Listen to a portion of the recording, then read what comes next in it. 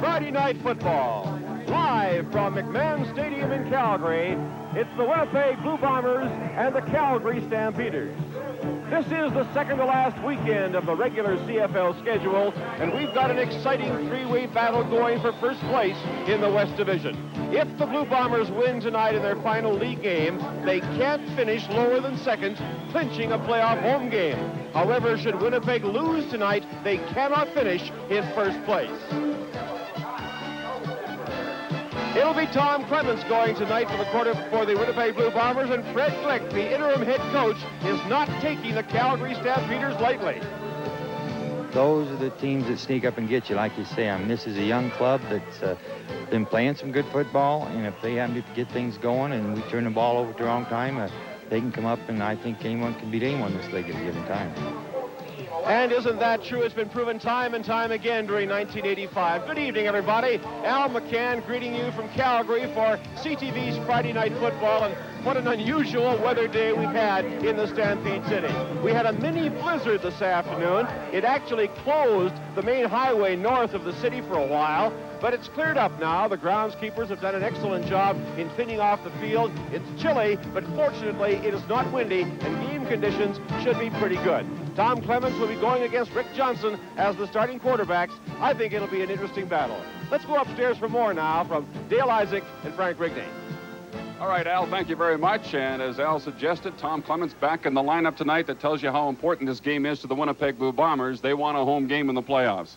Dale, he's not 100%. He's had a very serious ankle injury, twisted, but he did not play, of course, against the Edmonton Eskimos last week. But Clements is going to be starting in the lineup. John Huffnagel played last week, had 5 interceptions against him, so they want Tommy to get back in there. If the Winnipeg Blue Bombers happen to finish in first place, they're going to have 3 weeks off, so they want Clements to get as much field time as he can while they still got this game left. Of course, they have the weekend off next weekend. This is the final regular season game for the Winnipeg Blue Bombers. Of course, as well, the Bombers have the league's leading rusher in Willard Reeves in the lineup tonight, and because of the conditions here at McMahon Stadium, it is cold. The field will be in great shape. This guy could see the ball a lot. Well, he started off rather slow, did he not, Dale? You see him here as a pass receiver. He's not really used that much as a pass receiver. It looked like early in the year, Keevan Jenkins of the BC Lions was going to give Willard, the outstanding player in 1984, a run for his money with that rushing title, but not so. He's got better than a 300-yard advantage over everybody, and he's going to have that title wrapped up very easily. So it's the final regular season game for the Winnipeg Blue Bombers. They need a win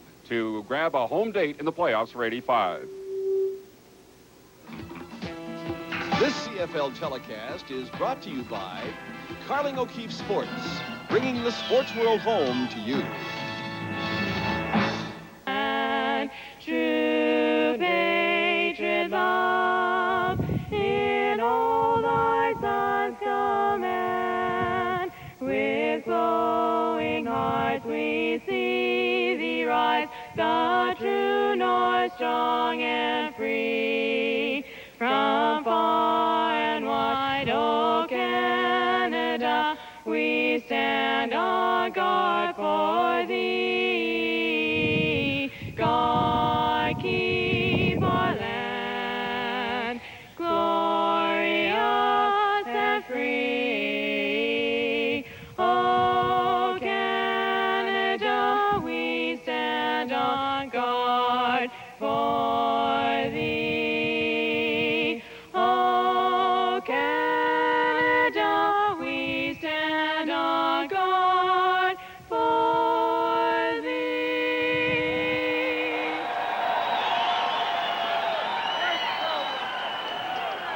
And now it's time to take a look at our officiating crew tonight. Lauren Woods is the man in charge, and the rest of the lineup for the officials: Bill Wright, Don Ellis, Ron Artell, David Barr, and Brian Donnelly. And we're just about set for the kickoff here at McMahon Stadium, and it'll be the Stampeders kicking off to the Winnipeg Blue Bombers. And as Al alluded to in the opening, that there is a possibility that 3 teams could end up in a first-place tie in the West.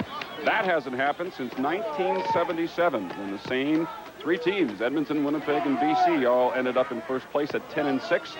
This year, they could conceivably all end up at 12-4. The Eskimos are hoping that's exactly what happened, because they get the nod to first place if that's what ends up being a week from now. The kickoff by J.T. Hay. And it is brought back out to about the 23-yard line. 17-yard return by Kevin Nellis, number 25. And that's where the Bombers will go first and 10. Anthony Woodson, the new linebacker for the Stampeders, who is so good on special teams, number 96, was downfield to make the tackle. So it's Tom Clements at the controls of the Winnipeg offense. As Frank suggested, his ankle not 100%, and of course they would rather not be playing on turf tonight, but that's the way it must be, and they need a win, so that's why he's here. Well, that sure shows how important they consider this game, and I think you're going to see an awful lot of this. Willard Reeves running the football. Out across the 25-yard line and then pushed back. Beliveau in on the tackle along with middle linebacker Culpepper. They'll spot the ball at about the 27-yard line for a gain of close to 5 on the play. 2nd down and 5 for the Bombers. Willard Reeves very much of a goal setter personally. He talks about having 1,800 yards as his goal each year. He's not going to make that this year, but he should surpass 1,300 easily. 2nd down for the Winnipeg Blue Bombers from their own 27-yard line, coming back to the football. The Bombers nominee is their outstanding Canadian, Joe Poplawski. Makes the catch and should have a 1st down, and Larry Hogue made the tackle, and they'll spot it up at the 34. It is a 1st down. What a great year Larry Hogue has had. Just 3 interceptions, but has played outstanding defense throughout the year. A double nominee in the Shenley balloting as the outstanding player and the outstanding defensive player for the Stampeders. Number 14. Clemens on 1st down finds Jeff Boyd open, but Boyd did not hang on to the football. He's beaten Ron Hopkins to the outside right at the 45-yard line. But Boyd, who is the Bombers nominee, is outstanding player. As Fred Glick looks on, remains the acting head coach in place of Cal Murphy. This Calgary defense, of course, has had its problems throughout the year. They really haven't had very many interceptions as a team. Ron Hopkins, who they were working against then, has had only 2 all year, but they were both against Winnipeg. This is the play the Bombers run very well as a rule, and Boyd will pick up about 5 or 6 yards on the play, but the Stampeders defense as well and stop Boyd after a gain of 7. It'll bring up 3rd down in a punting situation for Winnipeg. Boyd, number 2 in the CFL in pass receiving yardage. As you take a look at Bob Cameron, he's number 4 in punting average this year, 45.1 coming into the ball game tonight. First punt of the ball game. Hopkins now drops back deep, along with Richie Hall as the return men for the Stampeders. Short kick. Hopkins at his own 29-yard line, and he's drilled immediately and goes down. No return at all. James West, number 58, the former Stampeder, downfield quickly to make the stop. 41-yard kick and no return. So the Stampeders have the football with Rick Johnson at quarterback. He, of course, in his first year, signed a 1-year contract. 1986 would be his option year. He wants some negotiating power, would like to play well tonight and next weekend. The receiving corps of the Calgary Stampeders, along with the offensive line. Kerry Elorenko is now starting at right tackle in place of their Rookie of the Year nominee, Randy Ambrosi. Dan runs, takes the opening pass from Rick Johnson out across the 40-yard line. Big number 93 immediately picks up a Stampeder 1st down, a gain of 12. It was Wiley Turner, the tackler. Well, Winnipeg really laying off of Big Dan Runs, the 6'8" receiver that the Stampeders picked up earlier this year from the Edmonton Eskimos, giving them an awful lot of room. David Shaw on that side, the cornerback, is known for laying back a little bit. All of them laid back on that play. 1st down Calgary, the ball at their own 41-yard line. A little bit of a mix-up in the backfield. Johnson got some signals and dumps it off to Dwight Beverly. He fumbles the ball when he was hit by Gary Moten, but Dave Kersinger got over there to recover it for Calgary, and it'll be about a gain of half a yard, maybe a yard in the play, close to the 42. Well, Wild West, who was a Stampeder, of course, was blitzing on the play. They picked it up rather nicely, but an excellent play by the defense of Winnipeg. The gain is only 1 yard, so 2nd and 9 here on Calgary's first possession with the football. Kersinger, of course, is the Stampeders' Shenley nominee as outstanding offensive lineman, so all the nominees are getting into action early here. Again, Johnson dumps it off. Beverly, coming out of that backfield, gets up to the 50-yard line, but he'll be short of the 1st down by a yard. Well, the Calgary Stampeders do have a bit of a wind advantage here. I don't think it's going to really affect this football game all that much, with the exception of the kicking game. J.T. Hay will be punting for the Stampeders, and he'll have the wind at his back.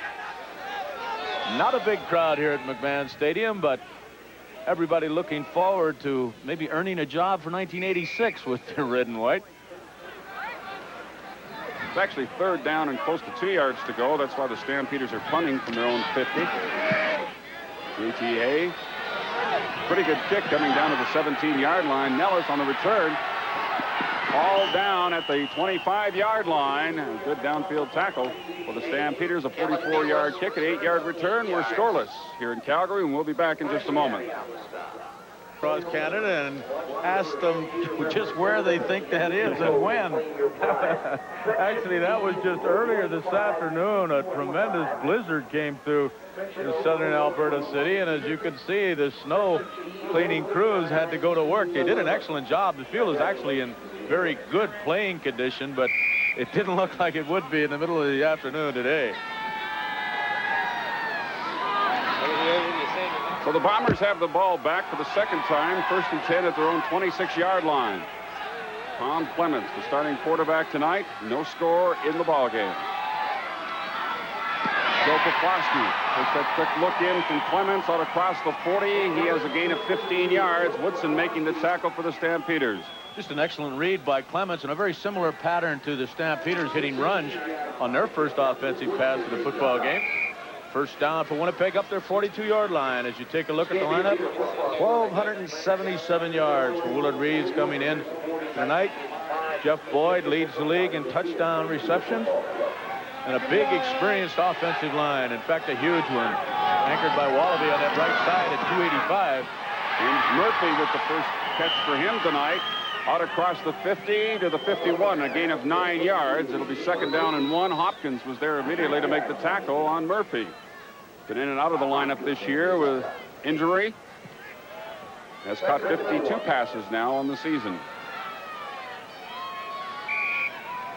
Number 31 checking in, Mike Robinson.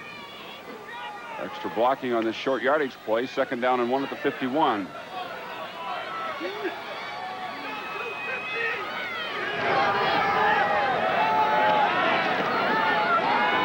Go for some more here, and Clements was hit just as he threw the football. It's going to be an incompletion. His arm was definitely moving forward. Goldsmith and Richie Hall getting there about the same time, and it'll be 3rd down and 1. Well, excellent penetration and pressure by the Stampeders as Tommy on 2nd and 1 was trying to hit Boyd deep.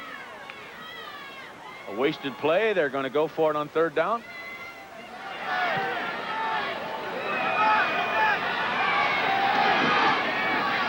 Reeves, 1st down Winnipeg, out to the 54-yard line. Going over the top to get another series of down for the Bombers. The CFL's leading rusher coming in with 1,277 yards, as you see, and the 8 touchdowns, a 5.1 yard average per carry. Knox Culpepper, the young middle linebacker from the University of Georgia, 77, tries to go up and meet Reeves, and he just didn't hit him square. Willard picks the 1st down up easily at the midfield stripe just about.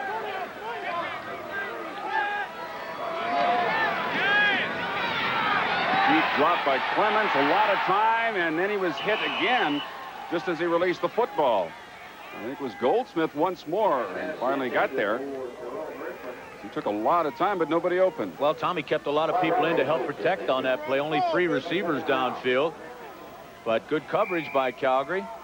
There isn't any question how important Winnipeg feels this game is, because I don't think Clements would normally be starting with the condition that we're told his ankle is in, unless they really needed a win here. But of course, this is the only chance they have of finishing first. They must beat the Stampeders tonight. Sets up the screen. Sean Kehoe beats one man and gets to the 45-yard line to about the 44, and it should be a 1st down. Mel Jenkins making the tackle for the Stampeders, a gain of 12. 1st and 10 Winnipeg. Good read by Daryl Moyer, the safety for Calgary, but he just could not make the tackle in the open field. As you look at the constantly really revised lineup of the Stampeders throughout 1985, if there is a consistency, it's basically there in that defensive backfield. They've been pretty well intact throughout the year. 12 new faces in the lineup since Bud Riley took over in August. Clemens finds Murphy. He's wrapped up at the 40-yard line by Jenkins, number 28. The gain is a little less than 5 yards. Second down coming up. Dale, Tommy looks a little anxious back there. He really didn't have any pressure, and he started to move out of that pocket. I don't know if he's feeling the effects of that injury or just trying to get reoriented after missing last week's ball game. Well, I'm sure his timing a little bit off, but he always had the chattering type of feet as a quarterback. Yes, he's ready to move at a moment's notice, no question. The give to Willard Reeves, and he stopped short of the first down. Good defense by the Stampeders. Bernie Morrison was there along with Culpepper, the middle linebacker. And the field goal unit will come on for the Winnipeg Blue Bombers, led, of course, by Trevor Kennard, who is the CFL scoring leader with 181 points. He needs 14 points here tonight to tie Dave Cutler's single-season record of 195. I'm surprised they're trying this one, Dale, against that breeze from 45 yards out. Bob Cameron doing the holding, 45-yard line. Oh, he hit it well. Sure did. The wind took it wide to the left. But it's a single point for the Winnipeg Blue Bombers, and they take the lead here with 6:51 left in the opening quarter. We'll be right back. Over the Stampeders on a wide field goal by Trevor Kennard from 45 yards out. Mind you, it was into the breeze, and now Rick Johnson and the Stampeder offense back on the field for the second time tonight. They're unable to do much with it the first time. They did pick up one first down and then had to punt the ball away.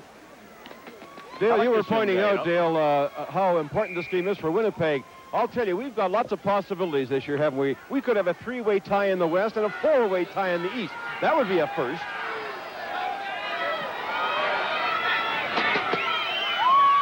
Stampeders from their own 38-yard line. Give inside to Dwight Beverly. And he does not get much running room at all. That Bomber defense extremely tough to run against. Daryl Patterson, one of those four linebackers utilized by the Winnipeg defense, making the stop that time. Dale, I think one of the reasons it's so hard to run against Winnipeg is because of those four linebackers. They never set up in the same position, it seems, on two plays in a row. Very difficult for a young quarterback like Johnson to figure out where to attack that defense. Gain of 1, second down and 9. And he calls the draw play to Beverly. Got a bit of an opening, but again, the Bombers react quickly. Mikowas and Tyrone Jones team up to bring him down. Well short of first down yardage, and the Stamps will have to punt. Gary Moulton, the linebacker, number 69, who's done such an excellent job of getting penetration on opposing defenses so far this year, is blitzing on the play. The Calgary Stampeders actually have an excellent call against the blitz. They just don't quite pick up the necessary yardage. With 5 minutes remaining in the first quarter, Calgary once again having to kick it away. The punt by J.T. Hay. Good one, driving Nellis back inside his 20-yard line. Fumbles the ball, and the Stampeders' Garrett Dahl recovers, number 40. Big break for the Calgary Stampeders at the 25-yard line. That was a 50-yard punt.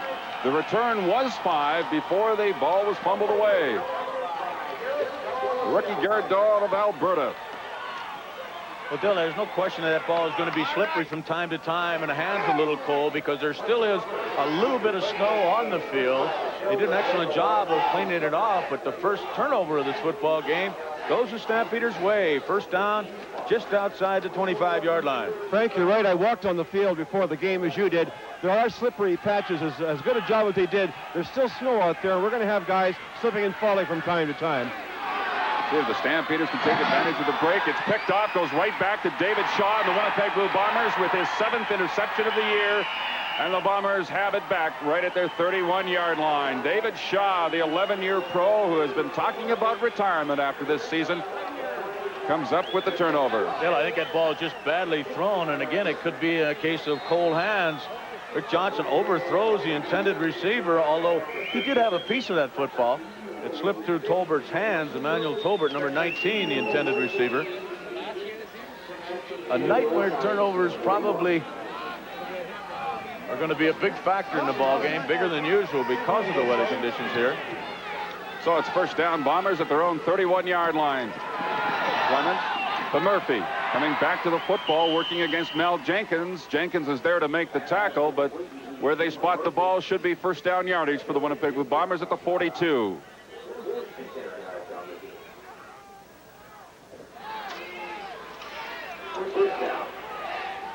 So we've had back-to-back turnovers here. First the fumble by the Bombers on the punt, and then the interception by Shaw, and the Bombers recover quickly. And Tom Clements goes to work once more from his own 42-yard line. He's tied for second in the CFL in touchdown passes with 16. Gives up the middle to Pat Kantner, number 33, into the ball game, along with Sean Kehoe. Reeves out of there for the moment. You know, Dale, ironically, the Edmonton Eskimos will be watching tonight, I'm sure, and pulling for Winnipeg. Now, if you fans are kind of amazed at that, the reason is if Winnipeg wins tonight and the Eskimos win their final 2 games, one against BC, one against Montreal, that would create the 3-way tie, and the Eskimos would finish in first place. Well, it looks like Willard Reeves is iced up on that left hand. Didn't see him actually go down, Dale. Nope. Maybe he was stepped on or something. We have another Bomber, Pat Kantner, shaken up on the play, who was in there replacing Willard Reeves. Boy, you look at that big Chris Wallaby, number 63 there, 280 pounds at right tackle. He must be immune to the cold, too. He and Nick Rastaya not wearing any coverage on their arms. Well, Reeves isn't in too bad of shape. He's back in there now already. Maybe he was just keeping his hands warm. Maybe it wasn't ice at all. It is second down and about 4 yards to go for the Bombers from their own 48-yard line. The pitch to Reeves, and he is stopped at the line of scrimmage. Goldsmith was there along with Bernie Morrison. And there'll be no gain on the play. It's third down, and the Bombers will have to punt.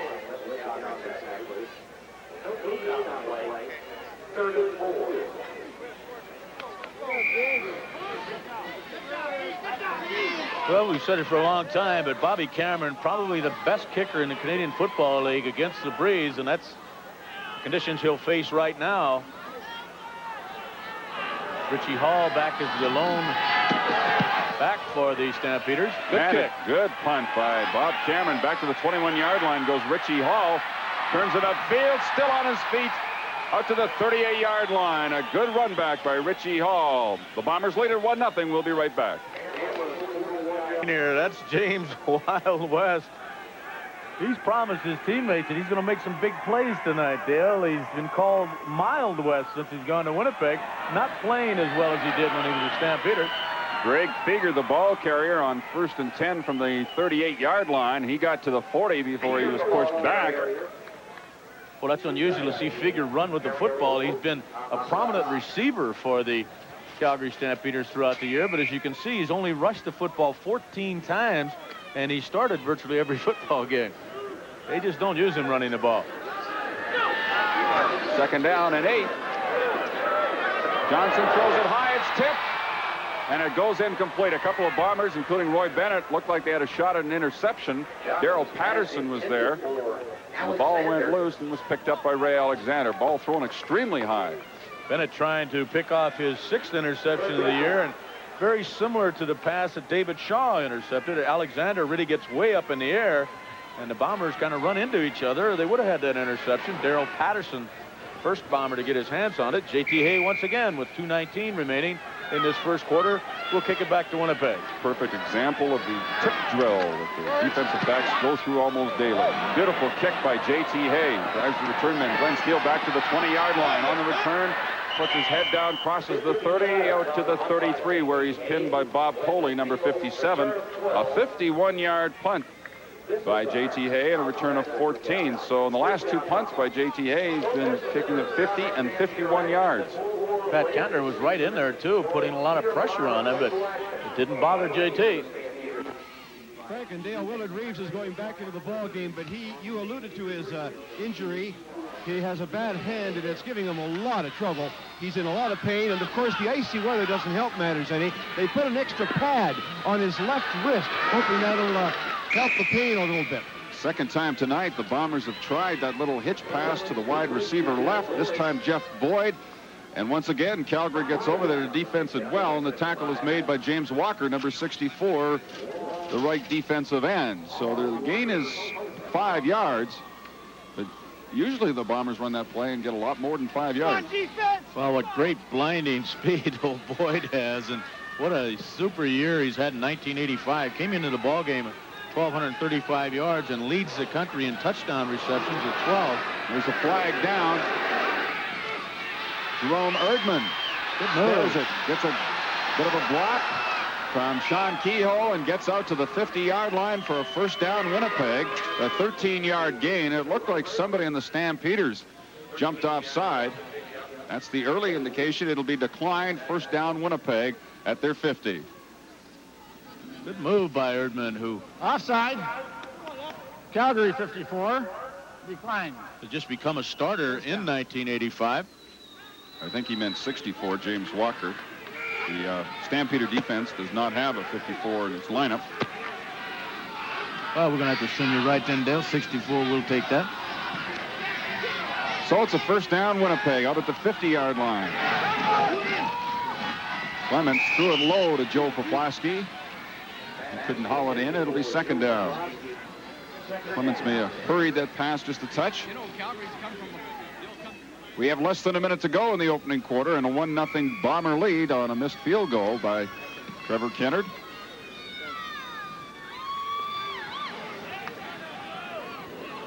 The last game of the regular season for Winnipeg. Should they finish first, they have a 3-week break before they host the Western Final. Clements is almost intercepted by Knox Culpepper. The last moment he tried to get it to Willard Reeves. But Culpepper was there. You know, there's two schools of thought about that 3-week layoff that you referred to in Winnipeg.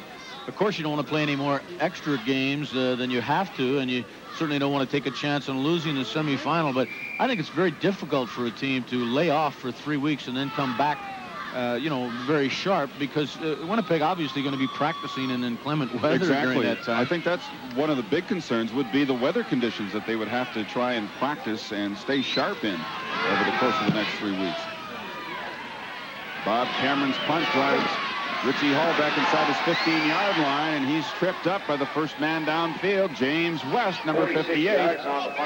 Hall did get the ball out to about the 18-yard line, a 47-yard punt and a 5-yard return. West is certainly hustling on those specialty teams, trying to make the big plays that he was talking about.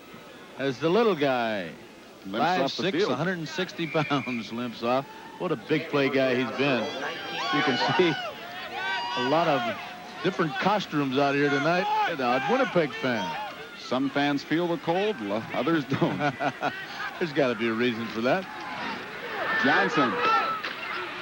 Scott Bissessar, the intended receiver. The ball pops loose. There's a flag down. There's a couple of flags that we have Dan Runge and James West going at it a little bit. Now the officials get in between them. That to me looked like it was a pick play, and that's what got Scott Bissessar open in the first place. There's no time left on the clock here, but there will be another play if the penalty is accepted. Lauren Wood, your referee tonight. They'll discuss it with the Winnipeg Blue Bombers. And they'll say no penalty, run out the clock here in the first quarter, and come back for the second quarter with the Stampeders looking at second down.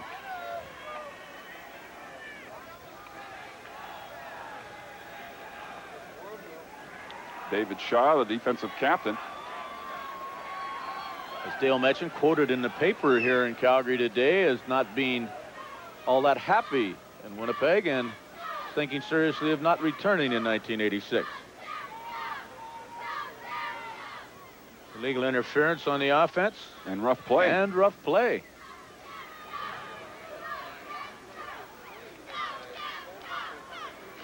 Well, Bissessar, the intended receiver there, was actually picked as the Rookie of the Year, Dale, I think, for the Stampeders. And by his teammates. Yes, it hasn't been a banner year for the Stampeders. Offensive forward pass interference. Calgary 93, decline. Major foul, unnecessary roughness. Calgary 93, second down. All right, we'll have. Oh, here's what happened yesterday at practice. Bissessar, Mel Jenkins with the old pie in the face trick. That was Dave Kirsinger, the captain of the ball club, making the announcement, and Bissessar really took it full floor. 3-11, but they haven't lost their sense of humor here in Calgary. This is the last play of the first quarter now, barring a penalty again. Rick Johnson coming up over the ball. Second down and 20. The ball at the Stampeder 9-yard line. Well, it's a good thing Spencer Jackson got his hand on that football. It's thrown behind him. If he doesn't get his hand on it, David Shaw has his second interception. It's the last play of the opening quarter, 1-0. Bombers leading Calgary. We'll be back with the second quarter right after this. Bombers in front, 1-0. As we get ready to start the second quarter, with the Stampeders having to punt from their end zone. It's J.T. Hay awaiting the snap from Bob Foley. They are third down and 20 from their own 9-yard line. He just gets a low line drive kick away. Steal at the 46-yard line. Stopped inside the 40 at about the 38 by Anthony Woodson, number 96. A 37-yard punt and an 8-yard return in our Chevrolet first quarter statistics. And neither team able to pick up 100 yards total offense. The Bombers very close, mind you, at 99. Both teams have turned the ball over once, and the only scoring a wide field goal per single. This is by far the best field position Winnipeg has enjoyed, inside the 40-yard line for the Stampeders now. Inside the Stampeders 40, I should say.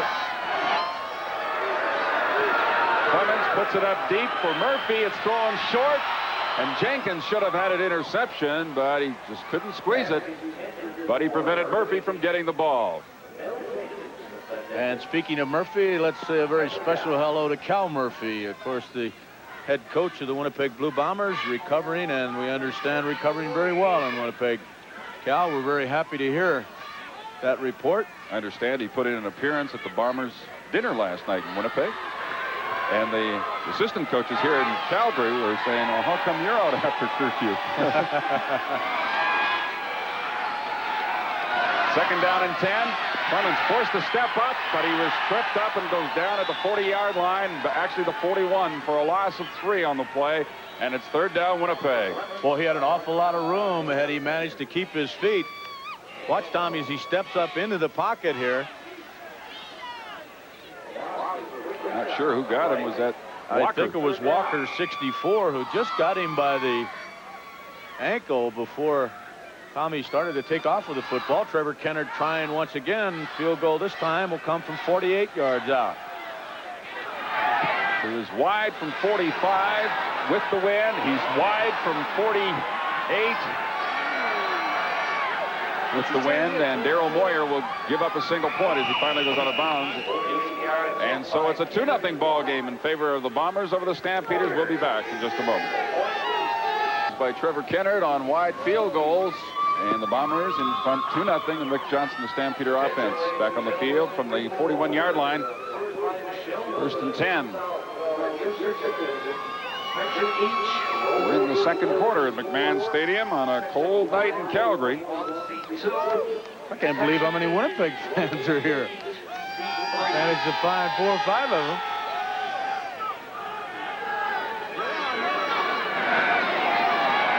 Dan Runge, his second catch of the ball game, and he's got another first down for the Stampeders. Scott Flagel making the tackle out at the 53, a pickup of 12 yards. Big Dan Runge at 6'9", almost 250 pounds, with a pair of catches here in tonight's ball game. Got into a little bit of a tussle earlier with James West and got called for rough play. Near the end of the first quarter, Rick Johnson fires this one over the head of Emmanuel Tolbert. Johnson, his pitches are high tonight. They certainly appear to be. Al, our vantage point is quite high, but down in their field level, it certainly appears Johnson is throwing the ball far too high almost every occasion. I would believe it'd be awfully difficult to throw the football tonight, Frank. As you know, it's slippery, it's cold, the hands have got to be cold too. It's a tough night for quarterbacks. Second and 10 from the 53-yard line for the Stampeders. White Beverly. James West missed him, but he held him up enough that Tyrone Jones, with his great quickness, got over there to bring down Beverly after very little gain, if any, on the play. It'll be third down. Once again, Dale, the Calgary Stampeders catch the Winnipeg Blue Bombers in a good defense to throw the screen against. They've got linebackers coming all over the place, and they screen to the outside, a perfect call, but Winnipeg's defense reacts to it. That's what you hope for when you're going to throw a screen like that to the outside. Great reaction by Ty Jones on the pursuit. 12 minutes remaining now here in the first half. We still have just a 2-0 ball game with Winnipeg leading. This one was almost blocking. I think the Bombers may have got a piece of it. It's a short kick, and it bounces out of bounds at the 42-yard line, and Nellis hustling to get over there to touch it, hoping that he could get a no-yards call against the Stampeders. Just to update you on our last CFL opinion poll, we'd like to see more running plays, and obviously that CFL amazes fans me, Dale. would. That amazes me, that result. That was only a 16-yard punt. As you look at tonight's question, I'd like to see more Sunday afternoon doubleheaders on television during the fall. And the numbers to call, if you would like to see more Sunday afternoon doubleheaders on TV. From the 42-yard line, Clemens throwing to Murphy, and he still had himself extended when Mel Jenkins came over there and knocked him down. And it'll be a gain of about 5 yards on the play. This ball thrown high as well. I'll tell you what, though, he's got to lay away from Murphy or Boyd on either side because they've got such great speed. You might just see a stop and go on something like that before this ball game's over. Gain of 6, second down and 4 for the Bombers. The 48-yard line. They lead it 2-0. Oh, there is a flag down. Murphy was tackled by Mel Jenkins before the ball got there. Interference call against the Stampeders. The first down, Winnipeg near the 50-yard line. Well, Mel's going to do a little arguing about it, but I thought it was fairly obvious that he got there before the ball did. Defensive all over forward Murphy. pass interference. Calgary 28. It'll be a first down inside the Stampeders' 50-yard line as Winnipeg has moved the football but unable to penetrate that Calgary defense once they get down to about the 35 or 40-yard line.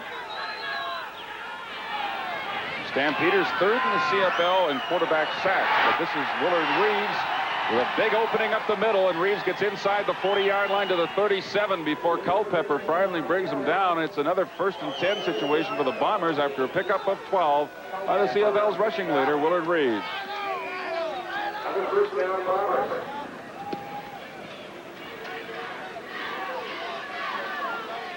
The ball just inside the Calgary 38-yard line.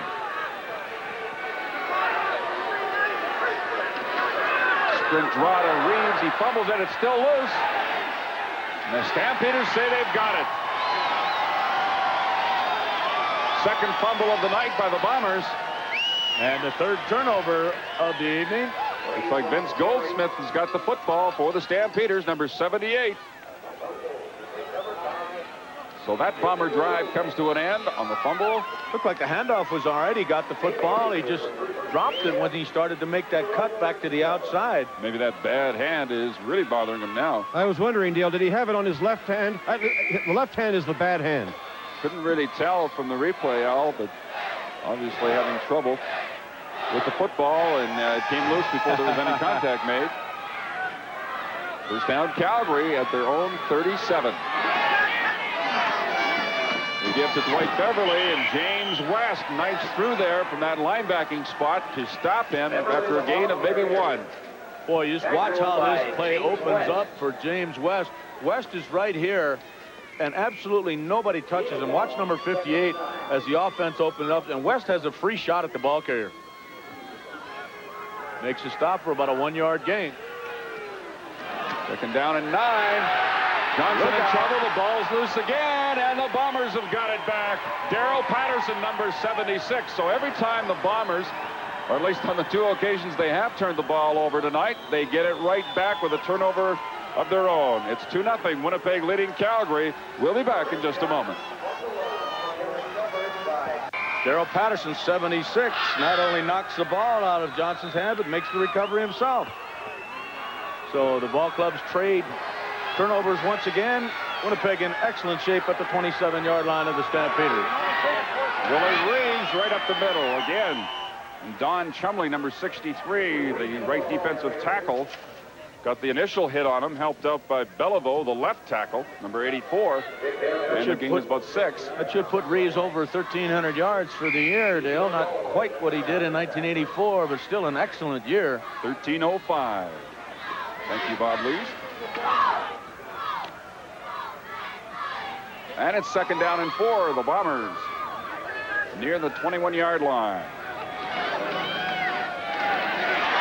Wide open at the 15-yard line for the Bombers with Sean Kehoe, and Culpepper is there along with Goldsmith, Jenkins. It'll be a 1st down Winnipeg. You know, Tommy's throwing the ball pretty well when he's going to the outside. Some of those throws have been quite long to get to his outside receivers. That time Kehoe coming out of the backfield. Well, this weather is nothing new to Tom Clemens. Nor does Sean Kehoe, who plays barehanded, where a lot of receivers in this day and age go to the thin gloves. Not Sean. Clemens putting it in the end zone for Boyd. Good coverage there by Ron Hopkins, number 15. Oh, might have been interference, though. No flag down, Al. I think that the officials are saying that Hopkins was going for the football as well. Well, Boyd did as much pushing with Hopkins as Hopkins did with Boyd. Hopkins is down. Hopkins couldn't have been any closer to his coverage there. Hopkins went down hard. And that's who is being attended to. But there was Pat Clayton, who, of course, used to be with Winnipeg. Boyd really not open on the play at all. Tommy just throwing it up for grabs, hoping that Jeff Boyd could use that great leaping ability to go up there and get his 13th touchdown of the year. Not to be. That's something that's always nice to watch, where a quarterback has that kind of confidence in his receiver that even if he is covered as well as that, he'll throw the ball anyway. And if the receiver doesn't get it, it's pretty sure that the defensive back won't get it either. This is the start of a very key weekend, gentlemen. Not only have we got this game going that is so important to Winnipeg, but tomorrow Hamilton plays in Ottawa, and a win would clinch first place for the Ottawa Rough Riders. Then on Sunday, in addition to that critical game in Edmonton involving the Eskimos and BC, Montreal plays in Toronto, and a win or a tie would clinch a playoff spot for the Concord. And their new head coach, Gary Durchik, who will be seeing his first duties as the head coach of the Concords after Joe Galat stepped aside earlier this week and says, I'm going to be the general manager, and that's all from here on in. There's that East Division as it looks right now, heading into the weekend of action with key games. Tomorrow it's Hamilton playing at Ottawa, and then on Sunday it's Montreal at Toronto. That's really something. And 7 teams have a chance to finish in first place in the Canadian Football League, and there's only 9 days left in the year. Right now, Ottawa is the only team in the East who have officially clinched a playoff spot, but they're looking for first place with a win tomorrow. Another look at that last play where Hopkins was shaken up. He has now left the playing field, replaced on the corner by Larry Hogue. 2nd down and 10. Calgary jump. Clements to Poplawski, and he threw it just a little too far, diving for it. Poplawski unable to squeeze it. It'll be 3rd down. Clements checking with the official. He thought maybe he'd get a free one there because he saw that movement that you saw, Frank. But there were no flags on the play. Looked like Vince Goldsmith on the top side of the defense for the Stampeders had jumped a little early, but as you say, Dale, no call. It'll be 3rd down, and Trevor Kennard will come in and try to make it 5-0 for the Bombers. 22-yard attempt by Trevor Kennard. Cameron doing the holding.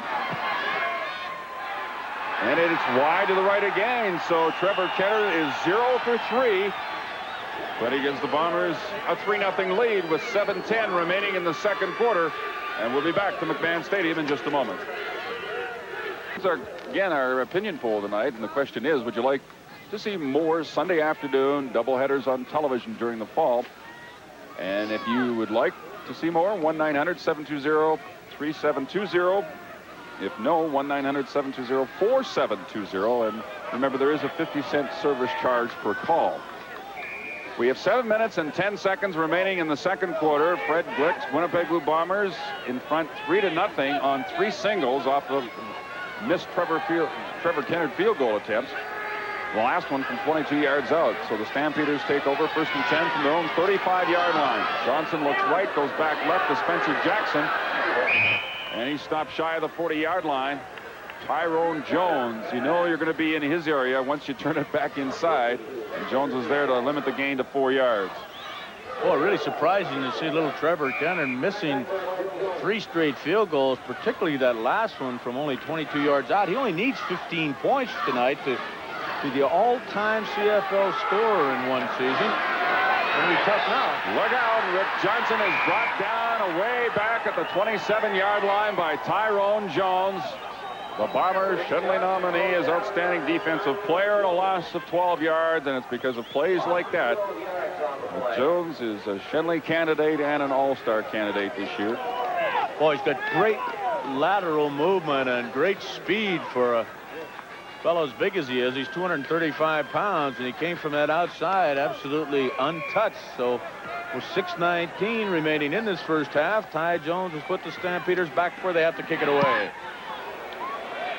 Hay hangs this one high, and waiting for it is Glenn Steele at his own 44-yard line, trying to turn the corner, across the 50, and he's back into Stampeder territory. Good run back for the young man of UBC, Glenn Steele.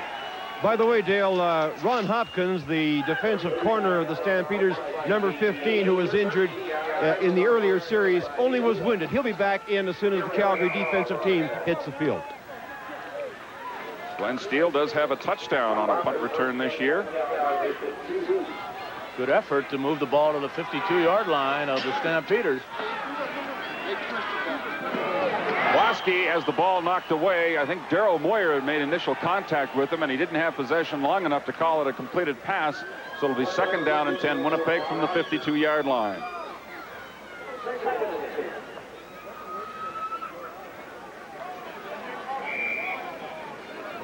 Good throw by Tommy in a crowd, and you're right. Moyer strips the ball away from Pulaski just after the reception. 2nd and 10.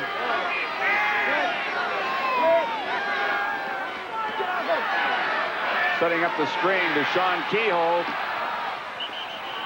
The ball came loose again after Anthony Woodson made the hit on Kehoe, and he looks like he's got 1st down yardage to the 42, 41-yard line of the Stampeders. But they may need a measurement here. It depends where they spotted the ball. It's right at the 42. I think you do have a 1st down. Boy, that play was set up extremely well. The draws have been, or the screens have been wide open for Winnipeg so far today.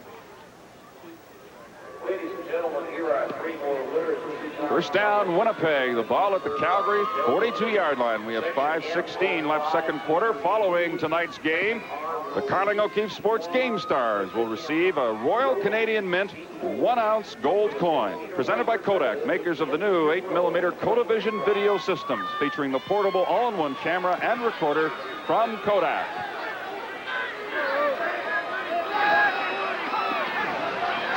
Another 1st down to the Bombers. Play action fake to Reeves, throwing down the middle to Jerome Erdman, and boy, has he developed into a fine inside receiver for these Winnipeg Blue Bombers, and he gives Winnipeg a 1st down at the 17-yard line, a pickup of 24. Hopkins and Hall team up to make the tackle. A sparkling catch by Erdman. That 2 big offensive plays by the young guy here in this ball game, and excellent move on a short pass earlier in the 1st quarter. And now he sets the Winnipeg Blue Bombers up at the 17-yard line.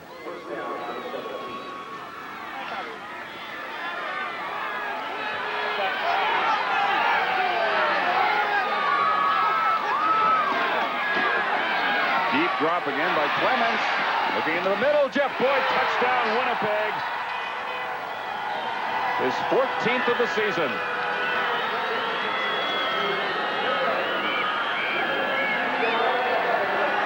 Of those 14 touchdowns, 13 of them have been pass receptions. He scored 1 rushing earlier in the year. At 13 and on pass reception, Dale leads the Canadian Football League, I believe, and an excellent throw once again by Tommy Clements. It looked like Hopkins, who was back into the ball game there, was the defender on the play. Boyd clearly beat him. 52-yard scoring drive for the first touchdown of the ball game, and the conversion by Trevor Kennard gives the Bombers a 10-0 lead. There were two receivers in the area there, and I think Murphy was the other one coming across the middle. But he wisely decided not to go after the football because Boyd was at the goal line, made the catch. There's Murphy at the top of your screen there, number 21, coming across from the other side. Joe Poplawski, the receiver, underneath him. Murphy thought he was going to be the And he took a quick look and he saw Boyd. He was wide open as well. So all of a sudden, the Winnipeg explosive offense puts 7 on the board with 2 quick plays. The first catch by Erdman down to the 17-yard line, and then Boyd puts it in the end zone. 2 Bomber wide receivers, Murphy and Boyd. And the kickoff by Kennard.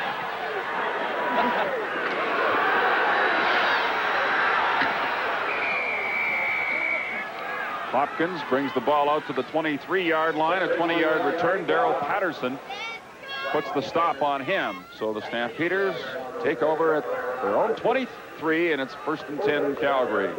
Trailing the Bombers by 10. Well, Frank, being from East St. Louis, I guess you're a little worried about your Cardinals now, eh? Well, I am, Al, although we're still leading the series 3-2. Good ball game last night. We all enjoyed it. We're looking forward to the big 6th game on CTV tomorrow night, 8 o'clock Eastern. And we have early movement here on 1st down. Stan Mickelwas busted right through the line, and now we have another flag going down. Johnson picks himself up. Mickelwas obviously claiming he was drawn offside by the Stampeder offensive line. And we're going to have a bit of a discussion with Lauren Wood and his cohort. Looked like the offensive right guard, Paul Palma, 66, did come up out of his 3-point stance, and if that's the case, it'll be illegal motion. There it is. Stampeders have a couple of ex-Tiger Cats playing on the right side of their offensive line. Paul Palma, number 66, and Kerry Elarenko, number 68. Right offensive guard and right offensive tackle. I want to hear this call. Procedure, Calgary. Unnecessary roughness, Winnipeg 75. Well, there you go. 1st and 10. I guess if Stan would have just come across and not thrown the opposing quarterback to the ground, it would have been a 5-yard penalty against Calgary.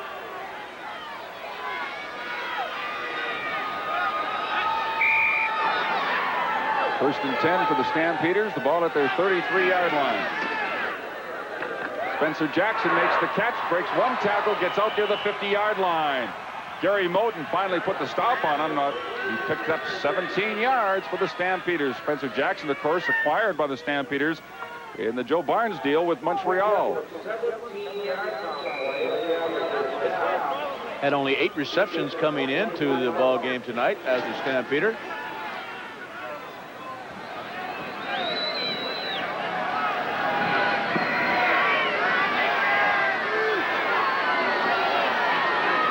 Greg Seeger gets to the Bomber 51-yard line for a pickup of 9 yards, and the Stampeders on the move now. 2nd down and 1 at the Winnipeg 51. We have 2:57 remaining in the 2nd quarter as Seeger picks up 9 yards. So it's a 10-0 ball game in favor of the Bombers, and we'll be back in just a moment. In Calgary, the Bombers in front 10-0, and the rest of the action this weekend. Big game tomorrow, Hamilton at Ottawa. The Eastern Rough Riders needing a win to clinch first place. And then on Sunday, Montreal at Toronto. Both of those teams still battling for playoff positions, and also the big one in the West, BC at Edmonton. We get back to the action here, and we have more flags at the line of scrimmage as there was movement all over the place. And it's going to go against the Winnipeg Blue Bombers, so it'll give the Stampeders a 1st down. They were looking at 2nd and 1 at the 51-yard line. Now it'll be 1st and 10 at the 46. No movement by the Stampeders, but 3 of the Winnipeg Blue Bombers moved. Winnipeg 75. 1st down. Mickelwas called for the offside again, but 3 of the Bombers actually moved before the ball was snapped. 1st down for Calgary at the 45-yard line of Winnipeg.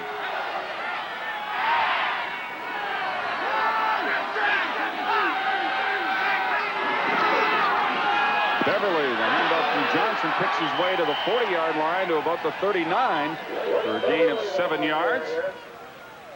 Second down and 3 now for the Stampeders. Beverly out of Illinois. First-year pro, has USFL experience. Watch 58 at the bottom of your screen, West. He's taken inside by Figure on a stunt there, and Beverly blows right by him for a nice gain of about 6 yards. 2:29 now remains as Calgary's putting a little offense together for a change. Greg Figure is stopped right at the line of scrimmage by number 60, Hassan Arbubakar, who's playing in place of the injured John Sturdivant, number 60, out of Texas Tech. Third-year pro. He was with Tampa and Minnesota in the NFL before joining the Winnipeg Blue Bombers. Hassan Arbubakar. And he forces the Stampeders into a field goal situation. Rick Johnson will hold for J.T. Hay at the 47-yard line. He was kicking into the breeze, and it really blew this one wide to the left, and he'll get a single point out of it. That wind did the same thing to that J.T. Hay field goal attempt as it did to Trevor Kennard's first quarter field goal attempt. And it's now a 10-1 ball game. Go ahead, Al. You're being kind, actually, guys, because the wind is not much of a factor. It's, in fact, right at this moment is practically still. The field goal kickers are just not having a very good night.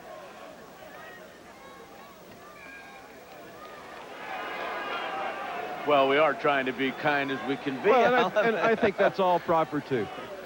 A 10-1 ball game, as you can see, as Winnipeg takes over with just less than 2 minutes now in the first half. Willard Reeves straight up the middle across the 45 out to the 48-yard line. So he has a gain of 8 yards on the play. Just an excellent block by the perennial all-pro John Bonk at offensive center. Watch him there, number 43. 7-yard pickup. Second and 3. He's working against the Calgary Stampeders, Don Chumley, and does an excellent job on him. Actually, that's Bellabo that was lined up over him that time, number 84. Good block by the 12-year veteran. Second down and a little more than 2. Willard Reeves, the option play, throwing deep. It is caught by Joe Poplawski. There were 2 receivers there, Poplawski and Murphy, plus 3 defenders. And Poplawski comes down with the football when it looked like it was going to be picked off. 31-yard gain.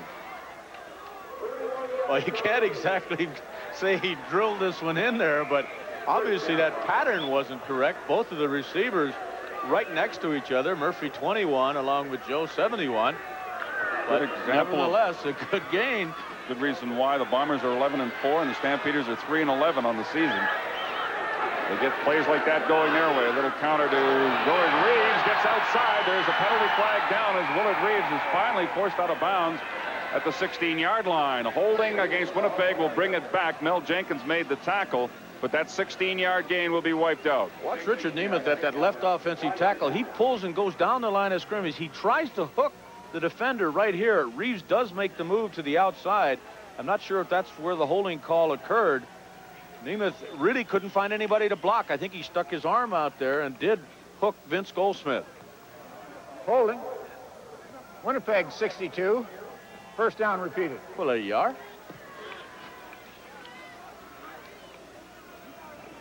So that puts the ball back at the 42-yard line. First down over again and 20 yards to go.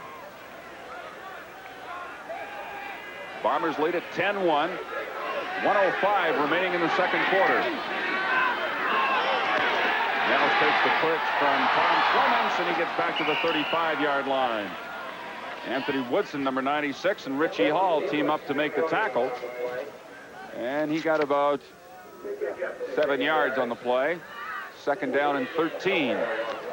Ellis was in there replacing Jerome Erdman, and Erdman is now back in. Well, a good block by John Bonk on Richie Hall, but it didn't keep the little guy from getting a piece of the tackle. Kevin Ellis got great speed. Didn't get a chance to use it. The pickup is about 7. Clements is in trouble by Vince Goldsmith, and he'll pick up the sack. His 6th quarterback sack of the season. On a loss of 7 yards, third down for Winnipeg, and the field goal unit comes on. Boy, Vince using that great speed of his coming from that left defensive end. Tommy didn't see him until the last moment. Just 38 seconds remaining now, and Kennard, who's been 0 for 3 so far, including a 22-yarder, is going to try from 48 yards out. And coming up at halftime, of course, there's a look at our halftime lineup. And in that CFL This Week feature, we'll have the General Motors 1985 All-Star Kickoff Grey Cup weekend. As the kick by Trevor Kennard is good. So now he's 1 for 4, and it's a 13-1 lead for the Bombers over the Stampeders with 19 seconds remaining in the first half. Well, you know, Kennard has not had a good first half, as we've mentioned a couple times, but he does have 7 points already, Dale. He's only 7 away from tying now Dave Cutler's single-season record. And as you can see, he sets a team record with that one. The way the offense has been bogging down, he may get several more opportunities for field goals in this second half.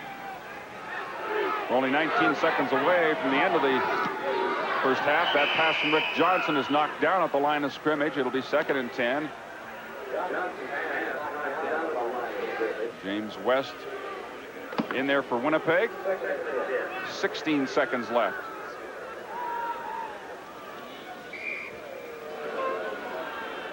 The Canadian junior football season is winding down too, and the semifinals will be held this Sunday. The Eastern final is the Ottawa Sooners against St. Vital Mustangs, 1:30 St. Vital Memorial Park in Winnipeg. The Western final, Saskatoon Hilltops hosting Richmond Raiders, 2 o'clock Sunday afternoon in Saskatoon. Dwight Beverly taking the handoff from Rick Johnson, gets near the 40-yard line and gain a close to 5. Stan Mikowas making the tackle. Dale, there's another big event going to go on in Winnipeg on November 29th. There's a big dinner at the Convention Center celebrating the Pop Warner Football League, which I was fortunate enough to have a hand in the beginning of that league. It's a very successful enterprise now with 22 teams in Winnipeg, and the current directors are doing just a fabulous job. You should try and get out to that dinner. That's the 29th of November. This will be the last play of the first half. Gerald Patterson makes the stop on Dwight Beverly. He picks up about 5 yards on the play, but that's it for the first half here on a chilly night in Calgary. McMahon Stadium, the Winnipeg Blue Bombers head to the locker room with a 13-1 lead over the Stampeders.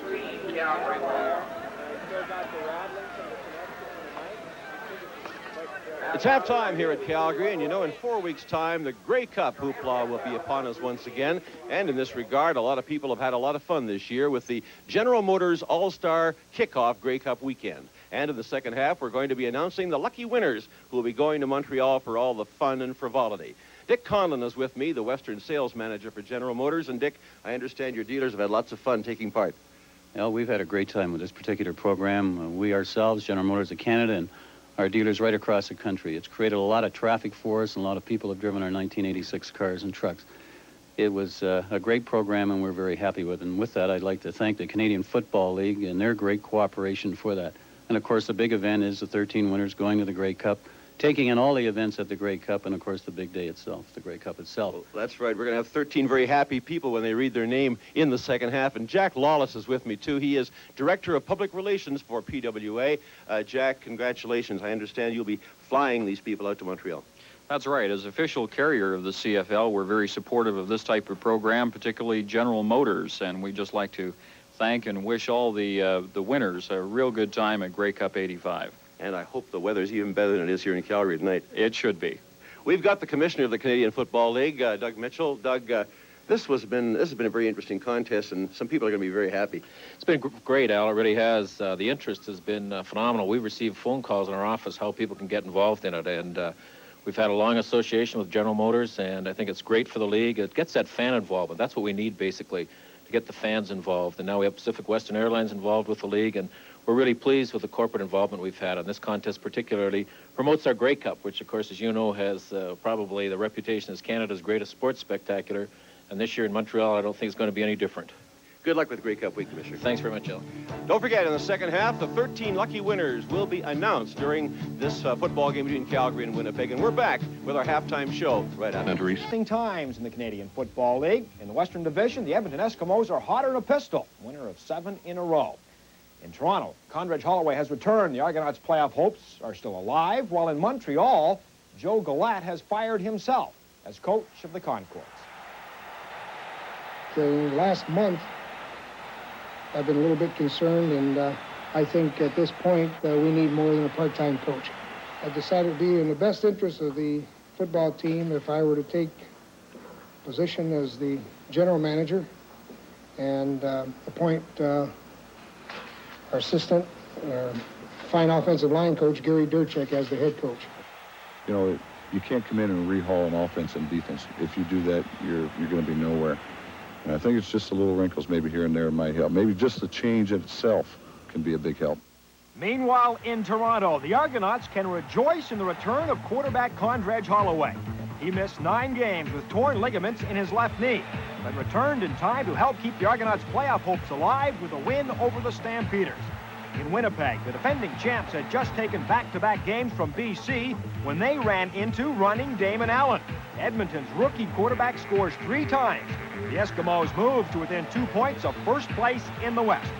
Upcoming games this weekend, first place in the East on the line. Hamilton at Ottawa on Sunday afternoon. Concords ride a 5-game losing streak into Toronto. And the Eskimos will look to make it 8 in a row when they play host to those powerhouse BC Lions.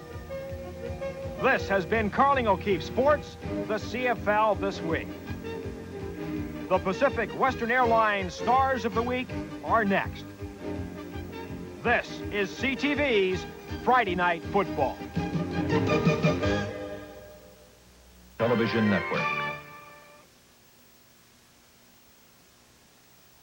8. Check 6 first. For 50 yards and passed for 281 more. In leading Ottawa past the Concords and into first place in the CFL East. Lineman star James Quick Parker, number 40 of the BC Lions, wins his 2nd Star of the Week with 2 quarterback sacks and 4 individual tackles in a winning effort against Saskatchewan. Pacific Western Airlines brings you the Stars of the Week in the CFL. Tonight, you're going to see your house on fire. Halftime, McMahon Stadium in Calgary. Not a lot of scoring, as you can see. The Winnipeg Blue Bombers, 12 points in front of the Calgary Stampeders. And, of course, this is the last game of the regular season for the Bombers. They need a victory here tonight to clinch at least a home date in the playoffs. Whether it be the semifinal or the final remains to be seen. Defensively, for the Winnipeg Blue Bombers and the Calgary Stampeders, both teams were cranked up. Well, Dale, you know, I think emotionally the Winnipeg Blue Bombers seem that they are kind of drained after their 2 big victories over the BC Lions. They got destroyed, of course, against the Eskimos, and they really didn't come out very sharp here tonight. But defensively, they have been exciting. They've come in and really bottled up Calgary almost totally. That was Ty Jones on a sack of young Rick Johnson. That was typical of the defensive plays that Winnipeg had in the first half. And then they finally put some offense together with a great catch here by Jerome Erdman. And as I mentioned at the time, this young man has developed into an excellent inside receiver for the Blue Bombers. He moved the ball down to the 17-yard line. On the very next play, Tom Clements had both of his wideouts wide open. Murphy, number 21, and Boyd wide open right at the goal line. Scores the only touchdown of this football game. That made the score 10-0 at that point in time. And then Willard Reeves, who's had an outstanding day once again, threw the football for one of the few times in his career. Joe Pawlowski making an outstanding catch, putting them in excellent scoring position, but Winnipeg had to settle for a field goal. So that was their 13th point, and that's where we stand right now. It's a 13-1 lead by the Winnipeg Blue Bombers. Now take a look at our Chevrolet halftime statistics, and the Winnipeg Blue Bombers with 218 total yards to Calgary's 69. You see how well Winnipeg has played defensively. They pretty well shut down Calgary totally. Each team has turned the ball over twice, and what is interesting there, of course, is that when the Bombers fumbled the ball away, they intercepted it and got it right back. They fumbled it away again, and then Calgary fumbled the ball right back. So really the Bombers haven't been hurt at all by the turnovers. You take a look at Bud Riley. And it's interesting, when you go back to 1977, the last time there was a 3-way tie for first place in the West, Bud Riley and Earl Lunsford, of course, were involved that year as well, but they were the coach and general manager in Winnipeg that year when the Bombers finished tied with BC and Edmonton for first place. The kickoff to get the second half underway. Hopkins bringing it back to the 25-yard line and stopped at about the 26 or the 27. Pat Kantner making the tackle. So the Stampeders will go on offense to get this third quarter underway. They trail 13-1. Only the one touchdown scored in the opening half. The pass from Tom Clemens to Jeff Boyd. Now this is the first winner in our General Motors contest, CV Auburn of 2282 Marlene Drive in Victoria, BC. Congratulations. You'll be off to the Grey Cup. Have a good one. Johnson completes this pass to start the third quarter. Offensively, Dwight Beverly making the tackle, and he was hit over there by Roy Bennett, number 23, short of first down yard. He's at the 35. There is a flag on the play back in the offensive backfield. Those General Motors winners will spend 4 days in Montreal at the Grey Cup and be flown down there by Pacific Western Airlines. And throughout the second half, you're going to see the winners from across the country. Roughing the passer, Winnipeg, number 60. First down. So they tack on more yardage up to the 50-yard line. Here's winner number 2, Debbie DeYoung, 3116 Parkdale Boulevard, right here in Calgary, Alberta. From the 51-yard line, the Stampeders, 1st and 10. Spencer Jackson does not hang on to the football. He was hit immediately by David Shaw. Shaw with an interception in that first half for the Winnipeg Blue Bombers, his 7th of the season. Boy, excellent timing by Shaw there as he hit the receiver just the moment the ball got there. You're right, Frank. That was a textbook hit, wasn't it? It certainly was. Excellent timing. Johnson really delivered the ball extremely well, and he's had problems in the first half overthrowing his receivers. Johnson on 2nd down and 10. Under pressure, throws incomplete. Trying to go to Emmanuel Tolbert. He was being covered by Wiley Turner, and that'll bring on the Stampeder punting unit as Johnson heads off the field. This young guy had an excellent track record at Southern Illinois University down in Carbondale. They really think he can be a quarterback of the future here, and I think he's going to play the entire second half. The backup quarterback for Calgary, Greg Vavra, has not seen any action here tonight. We've got a Winnipeg Blue Bomber down on the field. Ty Jones, I believe, the linebacker for the Big Blue, who's had such an outstanding year and a great first half here tonight. That's for sure. You talk about Rick Johnson. I know Bud Riley is very high on him, but you wonder about next season because Riley is not expected to be back here as the head coach. It was a job he really didn't want in the first place, but when Steve Barata was fired, it was his. And Johnson, of course, signing just a one-year contract, but it has an option year, so he has some negotiating to do with Earl Lunsford during the offseason. So it's going to be interesting to see what happens here in Calgary. Well, his negotiating powers have not been increased so far tonight, and we have another winner. Marcel Berube is winner number 3 for 40 Baxter Crescent, Whitecourt, Alberta. You're also on your way to the Grey Cup in Montreal. A punt by J.T. Hay on 3rd down and 10. Steele moves up, gets a near yards call, and gets near the 30-yard line. Scott Bissessar, number 29, was in too close. A 38-yard punt and an 8-yard return, but there is a no-yards penalty against the Stampeders.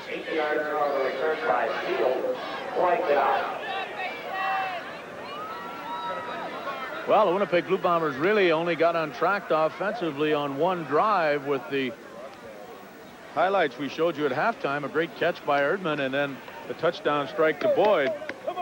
The only major of this game, which has seen Trevor Kennard miss 3 field goals. Calgary 88, first down. Well, it's Alexander that was called. First down for the Bombers at their own 37-yard line, and wide open is Sean Kehoe, but he just forgot to hang on to the football. It looked like he went up in the air. He didn't need to go up in the air because it was a perfect throw from Tommy Clements, but Sean went up and mistimed his jump. Watch it. The ball is just right there. Tom will have a short discussion with him. 2nd down and 10 for the Bombers. They lead it 13-1 here in the 3rd quarter. Clements again. And the Kehoe incomplete. Same play, a lot better coverage by the Calgary Stampeders as Anthony Woodson, the youngster from the University of Hawaii, was out there with Kehoe. Well, Frank, the Winnipeg fans were wondering about their Shenley Award nominee linebacker Tyrone Jones. Don't worry, Ty's okay. He just got the wind banged out of him a little bit. He'll be back next series.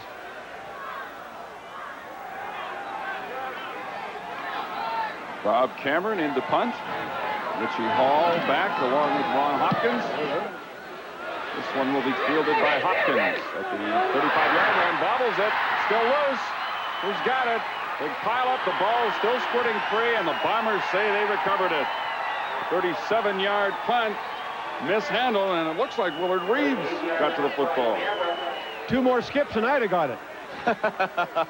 Al, you stay out of those pileups. Maybe Mark Moores. The score is 13-1 for the Bombers over the Stampeders here in the third quarter. And the Bombers have the ball after the fumbled punt. We'll be right back. There's a spirit. As you see, it pops loose.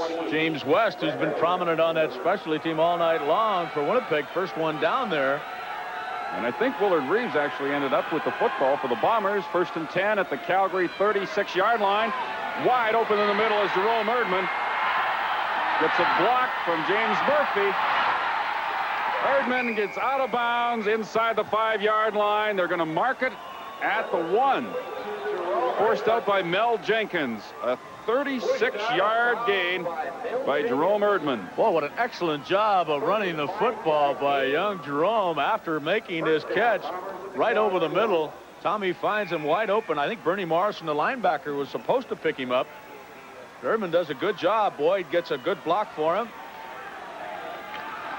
Got good speed, too. 73 yards on his 3 receptions for tonight. His biggest production of the season, yardage-wise, for young Jerome Erdman. 1st and goal, Willard Reeves. Touchdown, Winnipeg Blue Bombers. As they quickly take advantage of the fumbled punt and put it in the end zone. And for Willard Reeves, his 9th touchdown of the season.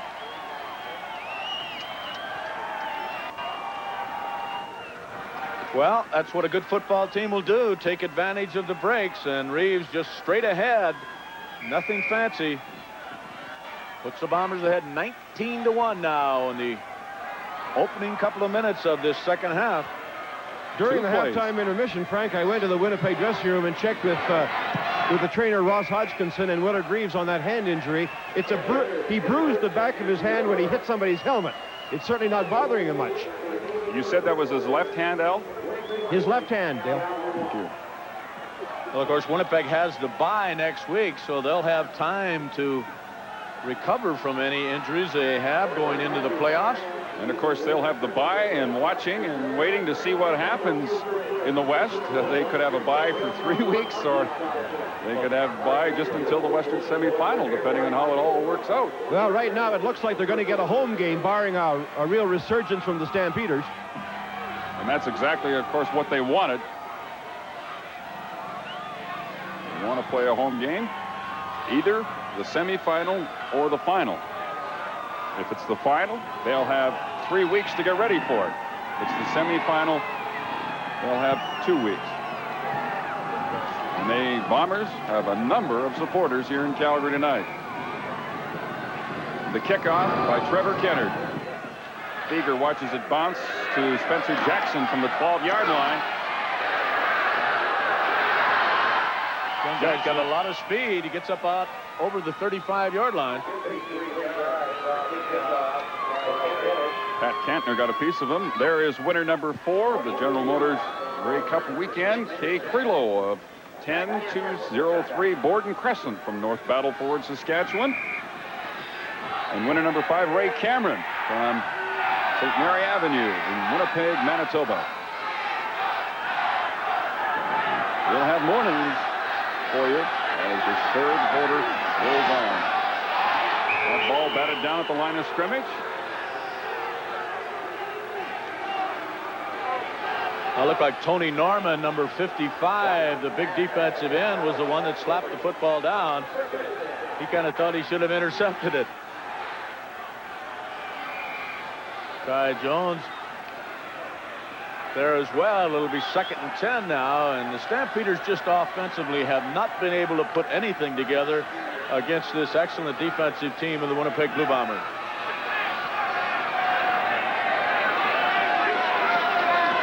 Pressure again.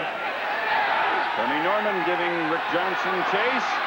Knocks the ball in his hands right into the arms of Daryl Patterson. Can you believe it? Like I said, that's the difference between being 11-4 and 3-11. Well, that ball just came right loose. He did not even have the ball touched. Watch this. Patterson 76 and Norman both with great hustle. Norman coming to the outside. Just gets to him right there. Well, I was wrong. I didn't think Norman had hit the ball, but he did knock the young quarterback's arm. And the ball flipped right to the linebacker, Robinson, 76, or Patterson, I should say, of the Bombers. Big break once again. The second turnover now for the Winnipeg Blue Bombers in the first 3.5 minutes of this second half. Great hustle by Tony Norman. Pops right into the arms of Patterson, and it'll be officially ruled as a fumble. His third fumble recovery of the season. Dave Kersinger, the veteran offensive captain of the Calgary Stampeders, hurt on the play and going to the sideline very slowly. Winnipeg cashed in on the first turnover of this second half with a Willard Reed 1-yard touchdown. I guess, Frank, excuse me, Frank, I guess young Johnson should have tucked that football in rather than carrying it like a loaf of bread. Yeah, Al, but you know, there's a young guy for the Chicago Bears that carries it like that quite successfully. Walter Payton. James Murphy gets to the 34-yard line.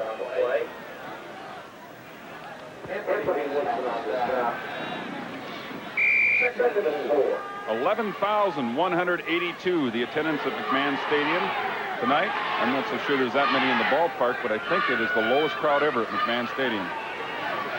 Second down now and about 3.5 for Winnipeg.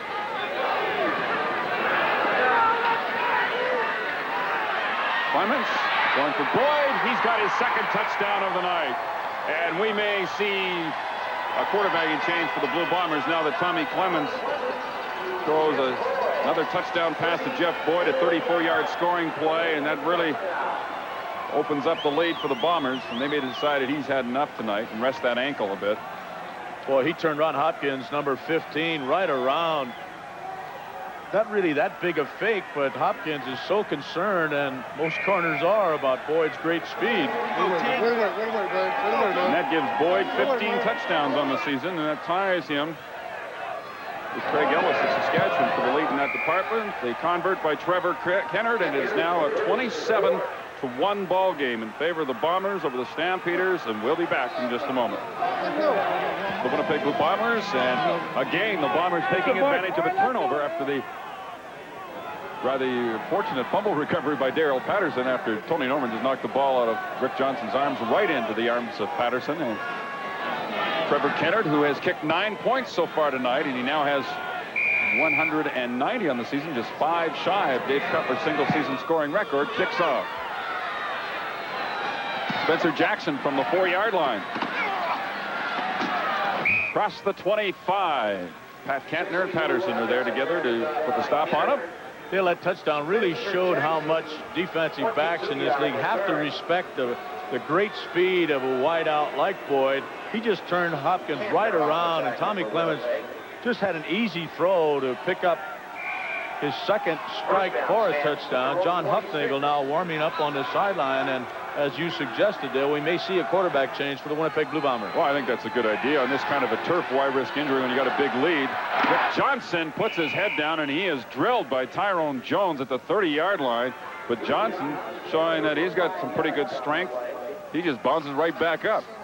Bill, I think your point is well taken, particularly with the fact that Clements came in not 100% tonight with a very tender ankle.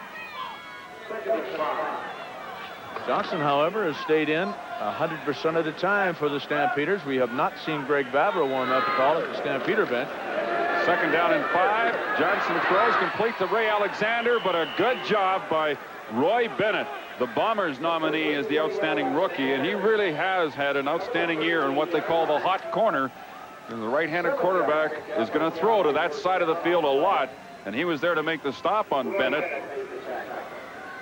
and hold him to a shorter gain, but it is a first down. Dale, a moment ago you mentioned that Kerry Yeliarenko, the offensive tackle of the Calgary Stampeders, went out of the game. He is out with a pulled leg tendon. And Rick Johnson goes down under heavy pressure from Patterson and Arbu Bakr. Number 60, the newcomer for the Bombers, playing only his second game in place of John Sturdivant. It'd be a big loss on the play. Well, just no chance at all for Johnson. He had about 3 steps, and they were right there in his face. The loss was going to be about 7 yards. Second down. And long. Bombers coming into the game first in the CFL with sacks, with 68 of them. 3 ahead of BC. They've added 3 tonight, so they now have 71 sacks. And on second and long yardage, Johnson goes on the ground to Beverly. Gary Moten making the tackle. Penalty marker, far side of the field.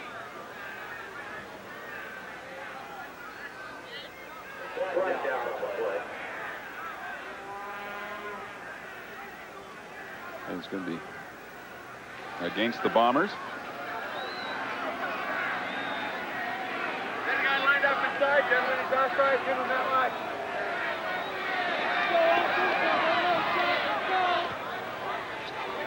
Offside. Winnipeg 58. Second down repeated.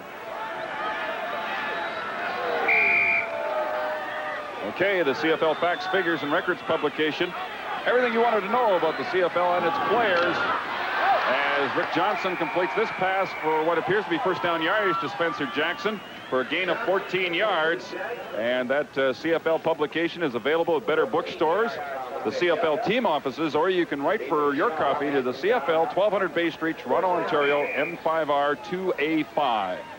It is a first down for the Stampeders on this completion to Spencer Jackson at the 50-yard line. Wiley Turner and David Shaw covering. Excellent throw that time by Johnson. Seems to have a little more on the football now. A quarterback draw. Plan play takes it across midfield to the Bomber 53-yard line. Stan Mikowas, number 75, the nose guard for the Bombers, making the tackle.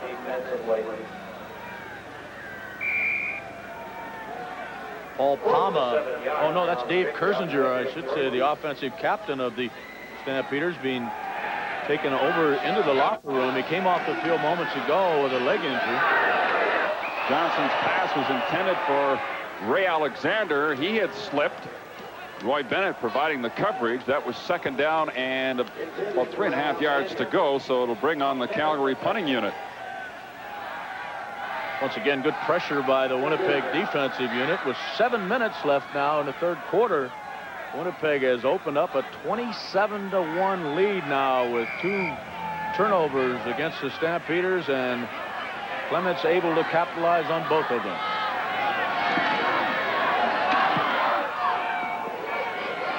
Steele on the return from the 20-yard line. There was a penalty flag down in the area of the punt returners, so we may have an illegal substitution here, or too many men on the field against Winnipeg. A 33-yard punt and a return of 10. Now we have a third flag down up at the 30-yard line near where the tackle was made.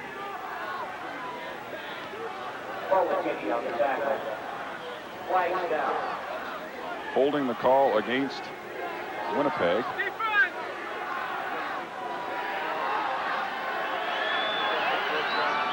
Well, the offensive unit of Calgary is going back onto the field, so this is obviously going to be a first down for the Stampeders. Here's the call from Lorne Woods. Illegal block. Winnipeg declined. Too many men. Winnipeg. First down. The 2 penalty markers that came down in the area of the punt returners came down immediately on the snap of the ball. And that usually indicates that they have too many men on the field. First down now for the Stampeders from the 43-yard line. Johnson throwing deep down the middle to Ray Alexander, just a little bit too far, and Johnson just got that one away before Darrell Patterson got to him. Boy, they just brought everybody on the play, and the young quarterback from Calgary is really getting a baptism here. Here's your linebacker circling around, and you'll see Patterson, 76, come from the lower side of your screen. Watch him. He gets a heck of a shot on Johnson right after he delivers the football. There's been somebody in his face all the time. There's the hit from the blind side. Second down and 10 from the 43-yard line. Alexander in front of Roy Bennett makes the catch for a first down at the 32 for a gain of 11 yards. That time Alexander got good position. Ty Jones is blitzing on the left side there, but they do a good job of picking him up. Johnson right on the target when he gets a little time to throw it. First and 10, Stampeders at the Winnipeg 32. Fakes to Dwight Beverly. Spencer Jackson had slipped just as Johnson released the football. He got back up, but of course David Shaw got over there and almost had a chance at his second interception tonight. Johnson will look at second down and 10 now from the 32. The field a little slick in places, even though they've done a wonderful job of clearing it off after the snowfall at about 3 o'clock this afternoon. We showed you earlier what the field did look like. Spencer Jackson is open in front of David Shaw this time, and he has a first down for the Stampeders at the 18-yard line. Boy, right between Shaw and Wiley Turner, number 28. Good throw by Johnson once again, a 19-yard pickup. Watch him thread this one in there. I think it got tipped a little bit, too, at the line of scrimmage, but Johnson had enough on it. It still got to the receiver. He seems to be throwing the ball with a lot more authority here in the third quarter, Dale, for some reason. So it's another first down, Stampeders. The draw play to Beverly. Penalty marker comes down, and Beverly gets to about the 10-yard line on the roll. Holding against the Stampeders. Boy, James West got across the line of scrimmage in a hurry. I thought at first that he might have jumped the gun, but there is no flag for offside. The flag is for holding against Calgary. Well, that's the drive-killing type of penalty that young ball clubs will take.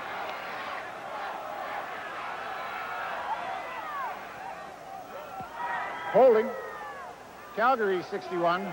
First down repeated. Tom Spolatini, backup offensive lineman, who's now in there in place of Kersinger. I think it was against Gary Moten. Johnson on first and long puts it into the end zone for Alexander. Almost intercepted by Roy Bennett. Good defensive play by Bennett, number 23, against Ray Alexander. Alexander with a height advantage, about 6'3", and great jumping ability. And young Rick Johnson tried to just throw it up to his wide out and let him take it away, but Bennett timed his jump perfectly and almost picked it out. A reverse angle, and you see an excellent defensive play. Good camera shot. And Bennett almost had his 6th interception of the year. So it's second down and 20. Boy, Johnson just had no chance. He had to unload in a big hurry, and Greg Feger was not in a position to catch the football that quickly. So it's third down now, and the Stampeders. Johnson looking at the bench, but now the punting field goal unit is sent in by Coach Bud Riley. Johnson initially signaling, should we go for it? Why not at this point?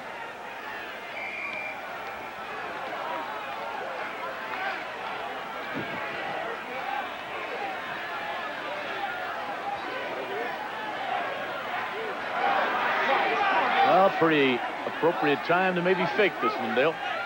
Johnson doing the holding. JTA with the kick. It is up, and it is good. It is now Winnipeg 27 and Calgary 4 with 4:22 remaining in the third quarter. We'll be right back. It was Kalirenko, the offensive tackle, that was taken off the field, not Dave Kersinger. It was 68, not 69, so we apologize for that error. Did you say Kerry Elarenko? Something like that. That's what I thought. John Huffnagel's replaced Tom Clements, and he throws a little too short for Joe Poplaski out at midfield on first and 10 from the 35-yard line.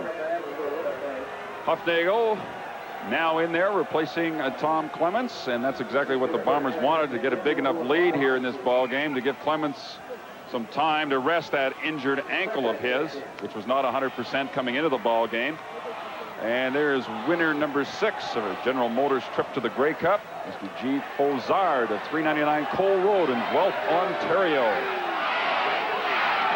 Now the second and 10 play for the Bombers. Huffnagel looking for Jeff Boyd, and Boyd has got it. Well-thrown football and a beautiful pattern run by Jeff Boyd. He just broke it outside. And a 31-yard gain. I'll tell you, this was a touchdown, too. If Hopkins doesn't get over there and push Boyd out of bounds, he needed about 2 more feet, and he was gone. What a big night Jeff Boyd has had so far. He came into the ball game with 1,235 yards. 13 touchdowns. He's picked up 2 more tonight. 1st and 10, Bombers at the Calgary 44. The draw to Willard Reeves. Darryl Moyer, the safety, moved up to the line of scrimmage. Got in on the tackle. Gain of a couple on the play. They'll spot the ball at the 42-yard line. It'll be 2nd down and 8. Reeves, the CFL's leading rusher, playing tonight with injury to his left hand after he suffered a deep bruise, getting that hand banged on the helmet. You see he's wearing gloves. I don't think he was wearing gloves in the early part of the ball game, maybe. 2nd down and 8. Poplawski reaches up and snares this pass from Hufnagel to the 30-yard line. And a 1st down for the Winnipeg Blue Bombers. 12-yard gain for Joe Poplawski, nominated as the Bombers' Outstanding Canadian Player, an award he has won previously as the Outstanding Canadian Player in the entire CFL. And what a consistent performer Joe has been with the Winnipeg Blue Bombers in his 8-year career. Over 1,200 yards on receptions again this year. Hufnagel with good protection going for Poplawski. Bernie Morrison had gone over there to help on the coverage along with Larry Hogue. And it goes incomplete. 2nd down and 10 coming up. The ball at the Calgary 30-yard line.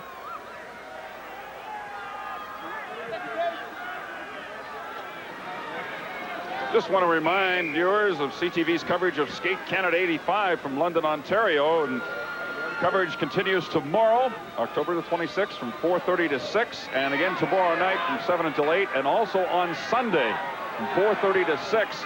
All times, of course, are Eastern. Skate Canada from London, Ontario. The draw play, Hufnagel handing off to Willard Reeves. He's hit by James Walker right at the line of scrimmage. He falls forward for a gain of a yard. It'll be 3rd down. And we'll see the field goal unit and Trevor Kennard. Kennard has 9 points tonight, so he has 190 on the season, 5 short of the single-season record set by Dave Cutler. And the horse has not moved an inch tonight. Stampeders with a single and a field goal, and Trevor Kennard now trying to add to the Bomber lead with a 38-yard field. It is good. So it is now Winnipeg 30 and Calgary 4, and Trevor Kennard has 193 points on the season. A field goal away from an all-time record of single-season scoring. Well, so he'd have it by now if he hadn't gone 0 for 3 in his first 3 field goal attempts tonight. First couple of attempts were rather long, around the 45 yards, but the third one was from 22 yards out. Let's go down to Al McCann. You know, there aren't a lot of people here, as you were mentioning, Dale, but although the Calgary Stampeders have work to do to get this franchise back in a healthy state, I'm getting a little tired of all the gloom and doom stories I read about in the newspapers. You know, this league still has a lot of good things. I know that people are interested in the Canadian Football League. I know that over 50,000 will watch a game at Edmonton Sunday.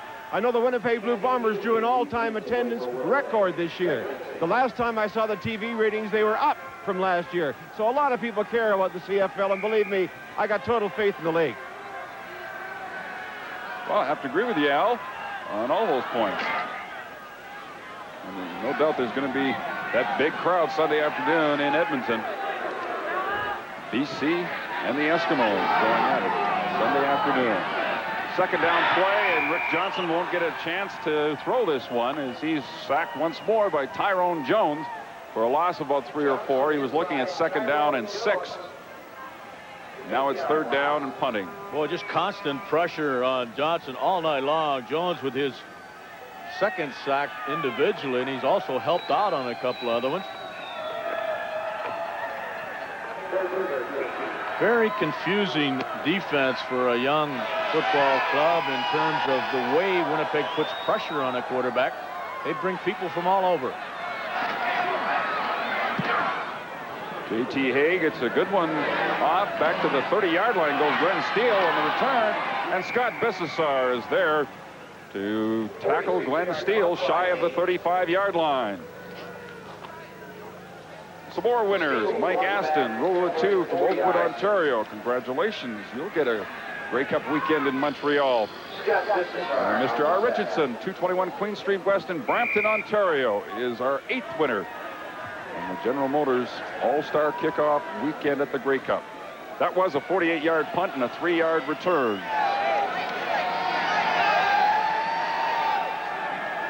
First down for the Bombers at their own 34-yard line.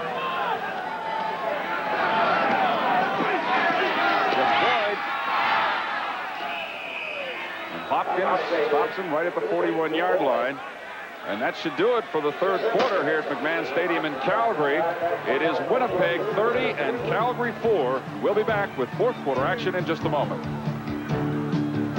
He's done enough for tonight. Standing beside Fred Glick.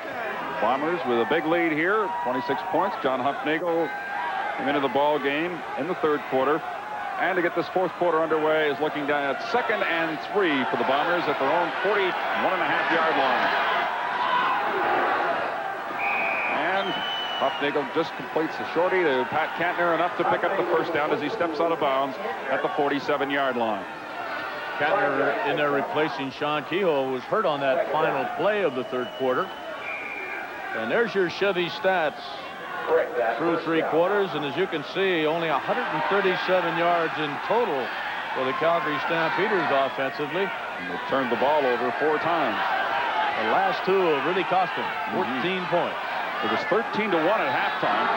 Now it's 30-4 in favor of Winnipeg. Hufnagel does a job to get away from the rush and gets to the 50-yard line, to the 51, and picks up close to 4 yards on the play.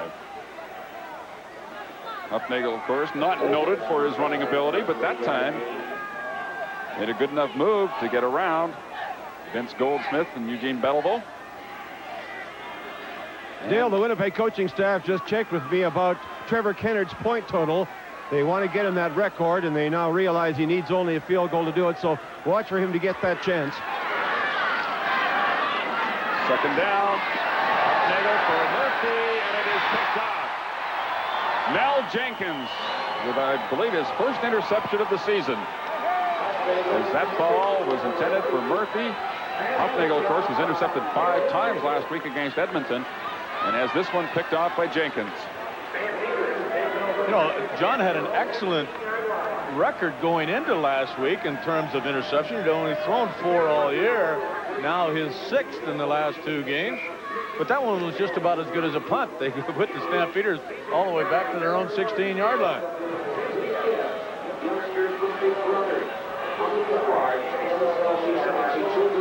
Johnson stays in there at quarterback for the Stampeders. 1st and 10 with 13 minutes and 20 seconds remaining in the ball game. Johnson buying a little extra time, and it's knocked away by Scott Flagel. Emmanuel Tolbert was wide open when Johnson threw the football, but Flagel came from a long way to knock it down. Well, you could just see Scott Flagel waiting back there for Johnson to try and deliver that football to Tolbert. He actually put a lot on it, but Flagel timed it perfectly and almost had another interception. Tolbert, who is the Stampeders' leading receiver on the season, has not caught a pass tonight. 2nd down and 10.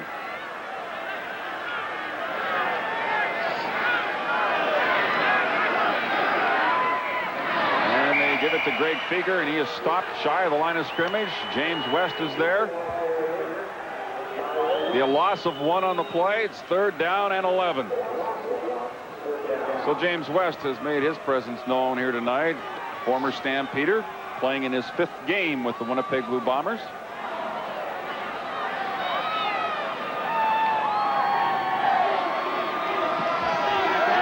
The Stampeders have to punt it away once more. This is the 10th punt of the ball game. Ellis on the return. Brings it back inside the 45-yard line. Good field position for the Winnipeg Blue Bombers, and Trevor Kennard waiting to set a record, and we'll be back in just a moment. ball game. The Blue Bombers enjoying a 26-point lead over the Calgary Stampeders, and the Bombers looking to gain a home game in the playoffs. They, of course, will probably be sitting back next weekend waiting to see what happens, to see whether it's going to be the semifinal or the Western Final. And there's our 9th winner of a trip to the Grey Cup, Celia Baker, Rule 3 River Road in Ontario. Mario de Ilse from Monty Street, Montreal, North Quebec, winner number 10. It's first down, Bombers from the 43-yard line.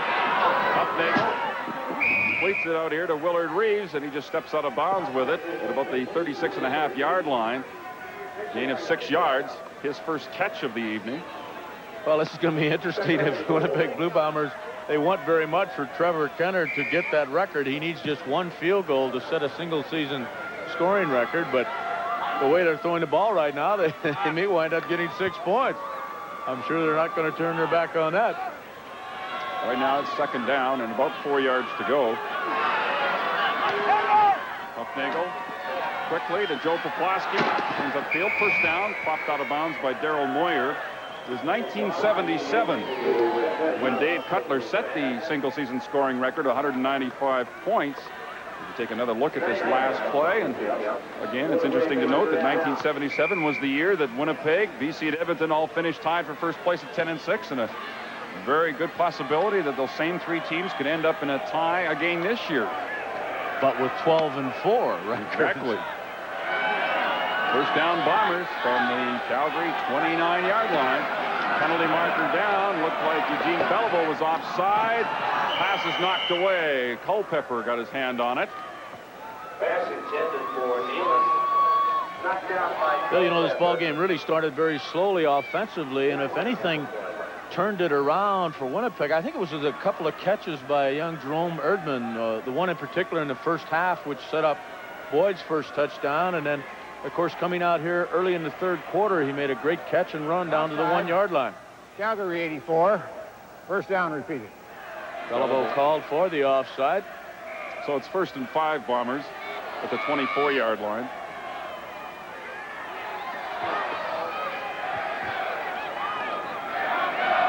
You may see a quarterbacking change from the Stampeders the next time they get the ball. Greg Bavra is loosening up along the sidelines. Willard Reeves takes the handoff from John Hufnagel, gets to about the 21-yard line. He'll be close to 2.5, 3 yards short of the first down. Bernie Morrison making the tackle. So it'll be 3rd down.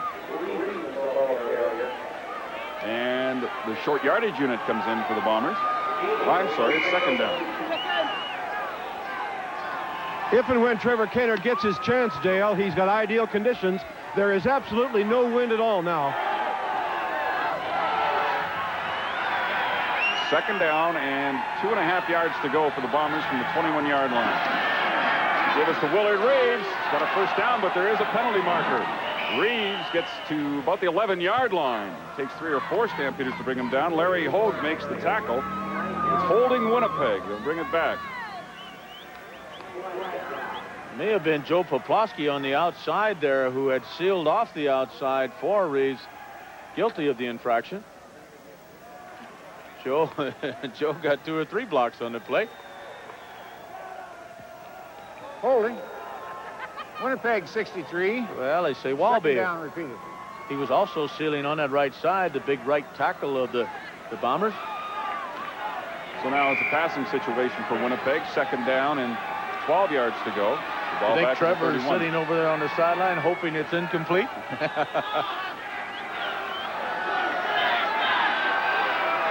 See if Hufnagel will just get it. Well, he'll go up with it. He's going to be in trouble. Hufnagel does a job to get away from the rush.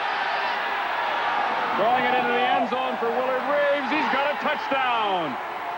So Trevor Kenner will get a chance for a 1-point convert rather than attempting a field goal. And that is the first touchdown of the season for Willard Reeves by a pass reception. And you know, Dale, he doesn't really rank among the top running backs as far as a receiver is concerned, but gee, does he make a great catch here. Watch this. Got him behind Culpepper. He goes high into the air, and you can't ask for much better than that. Reeves had only 18 receptions coming into tonight's ball game throughout the season. And bad hand and all tonight. Big touchdown catch, and Trevor Kennard converts it. And now it is Winnipeg enjoying a 37-4 lead over the Calgary Stampeders. We'll be right back. Bombers leading the Stampeders. Trevor Kennard to kick off from the 45-yard line. Hopkins from the 6 to the 25. And we have 10 minutes left to play in the ball game. A 19-yard return by Hopkins. And the Bombers go ahead 37-4 with a great escape by John Hufnagel. Something he's not noted for. Pressured initially by Beliveau, and watch this catch by Willard Reeves behind Knox Culpepper, and he goes high into the air to make one of his few receptions of the year. 43 yards in just 4 plays, and Greg Vavra is now in at quarterback for the Stampeders, replacing Rick Johnson. 50-10 to the 26. His first pass goes incomplete, trying to get it to Greg Feger, and he was being covered by James West. Winnipeg defeated these Calgary Stampeders 43-6 in the first meeting between these two teams this year. Stampeders will close out the regular season at Iverwin Stadium in Hamilton a week from tomorrow. 7:30 start Eastern Time, Saturday, November 2nd. Second down and 10 now for the Stampeders with Greg Vavra looking, finding Ray Alexander, and he completes the pass, and Alexander's driven out of bounds immediately by Ken Haley. It's a first down Calgary, 16-yard gain. And Vavra really put something on that one.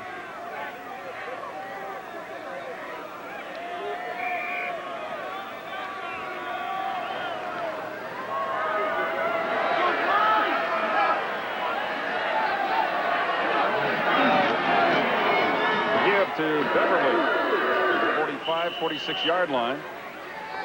Wago was there. Well, we'll have one more Friday night football game for you, and we'll be at BC Place in Vancouver as the Lions will close out the regular season against the Ottawa Rough Riders. And of course, that game is probably going to mean something to both clubs, as both are in the hunt for finishing first in their respective divisions. That'll be our Friday night telecast on CTV 1 week from tonight. Ottawa, Vancouver, 10 o'clock start Eastern Time. This one is almost picked off by David Shaw as Vavra tried to get the football to Spencer Jackson. Shaw looking for 6 points all the way there. Was just a fraction late in trying to make this interception. That was second down and 6. It is now third down and J.T. Hay to punt. Nice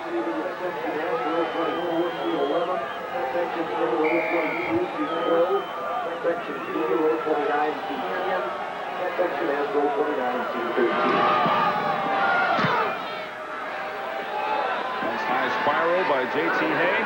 Coming down to Glenn Steele. He's on 26. Trying to turn the corner and is forced out of bounds at the 40-yard line. That's where the Bombers will take over. They lead it 37-4. We'll be right back. 38-yard line. Guy in the middle there, Frank. He does have his shirt on.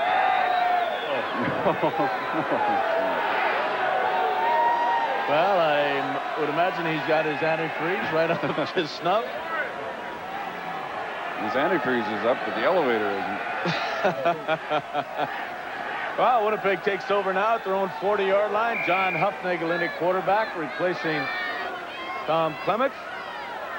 Winnipeg trying to move the ball in a position where Trevor Kennard can get his single-season scoring record. That's about all the mystery that's really left in this football game. It's 37-4. And Hufnagel stays on the ground with it now on first down. And again, our question for tonight, I'd like to see more Sunday afternoon TV doubleheaders during the fall. The numbers to call, 50-cent service charge per call, and we'll give the result of that poll at the conclusion of tonight's football game. It is now second down and 8 for the Bombers at their own 42-yard line. Kantner picking up 2 yards on first down. Hufnagel wants to go deep, and there is James Murphy trying to run underneath it, and it's just a little too far. Hufnagel looking for Murphy. So it'll be third down, and the Bombers will be punting the football away. Another winner of the trip to the Grey Cup. It'll be a long trip for R. Desolé of Montreal. But you'll get a chance to enjoy yourself during Grey Cup 85. Denise Gauthier, 415 Rouge Aubin, post office box 345. And one more winner that we'll give to you in just a moment. Keep you in suspense for a while, Frank. All right, I'll be waiting right here. The punt by Bob Cameron.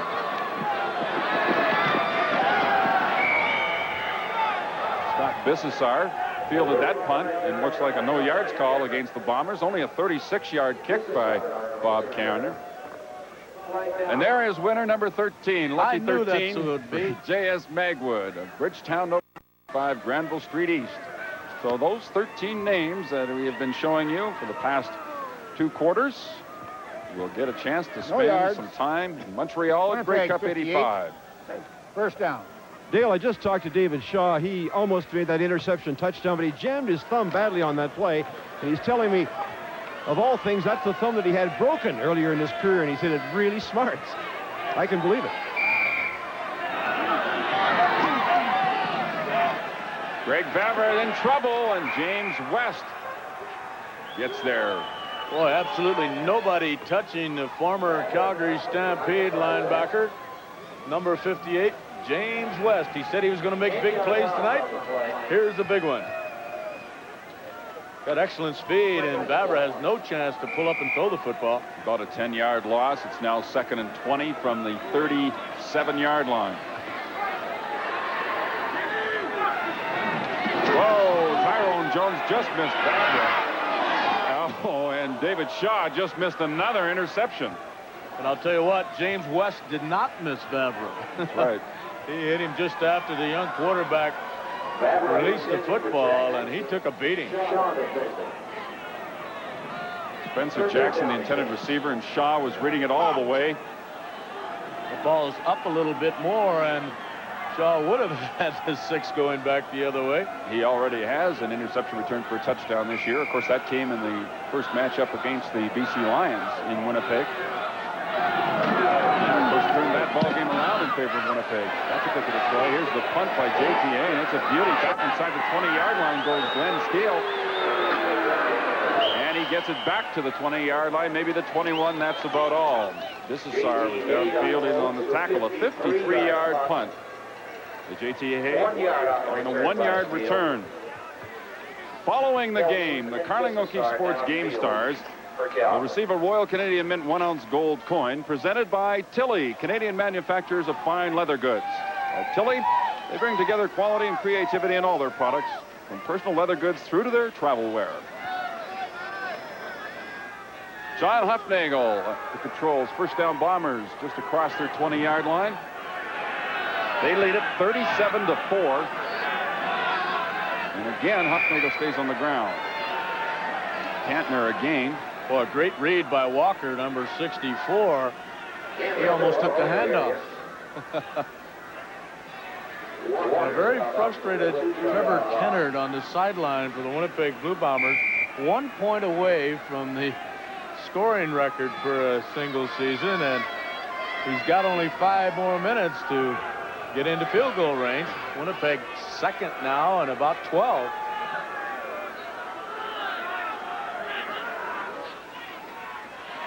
Drop play is called. Trevor says, throw it. Yeah, wait. He's saying, John, what are you doing out there? There's Trevor waiting for that. The last time they were in the scoring range, of course, Hufnagel does a great job of evading a rush and buying himself time, and Willard Reeves makes a great catch in the end zone for touchdown. Yeah.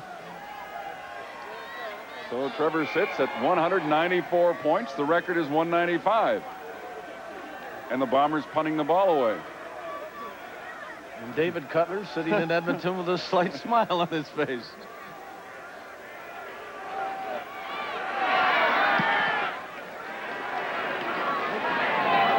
Punt coming down to Richie Hall at his own 45-yard line. He is drilled before he gets to the 50. Nimitz, number 62, making the tackle. 44-yard kick and a 5-yard return. 4:40 remaining in the ball game. And the Bombers in front. Richie Hall and the Stampeders 37-4. Is only 13-1 at halftime. Bombers have blown it wide open here in the second half, taking advantage of a couple of turnovers in the third quarter and putting a total of 24 points up. And the Stampeders responded with just a field goal. Vavra throwing incomplete. Emmanuel Tolbert still has not cut a pass tonight. Tyrone Jones providing the coverage. Jones went right into the Winnipeg bench over there. He's limping back onto the field. And he says he'll stay in, though.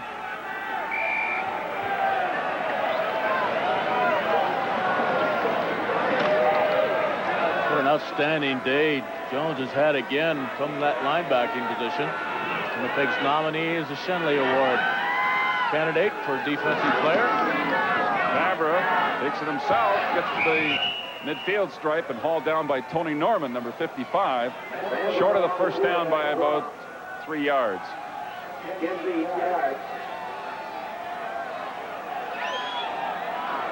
Well, Winnipeg's punt return team was coming on the field, but Calgary is going to try and retain possession. Why not? 3:43 remaining.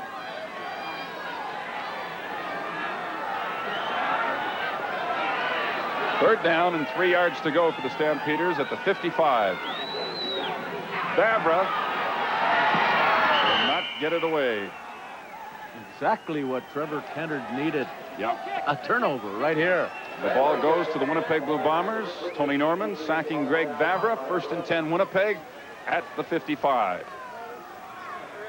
And Trevor is getting ready. At 194 points on the season, the record is 195, set in 1977 by Dave Cutler.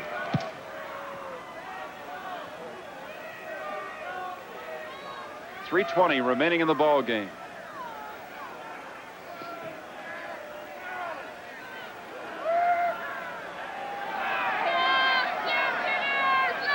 First and 10.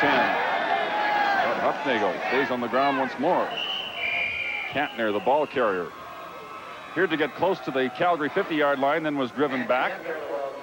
And we have 3:02 left in the ball game, and the Bombers will look at second down. When we come back, it's 37-4 in favor of Winnipeg over Calgary. And we'll be back right after this. 37-4, Bombers leading. They're at the Calgary 50-yard line, second down, and about 5 yards to go. They want to get in field goal range for Trevor Kennard.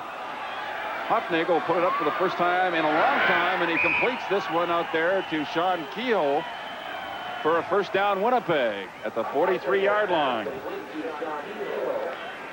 Well, that was a big first down for Winnipeg to get in field position because they were looking at about a 60-yard attempt had they not picked that one up.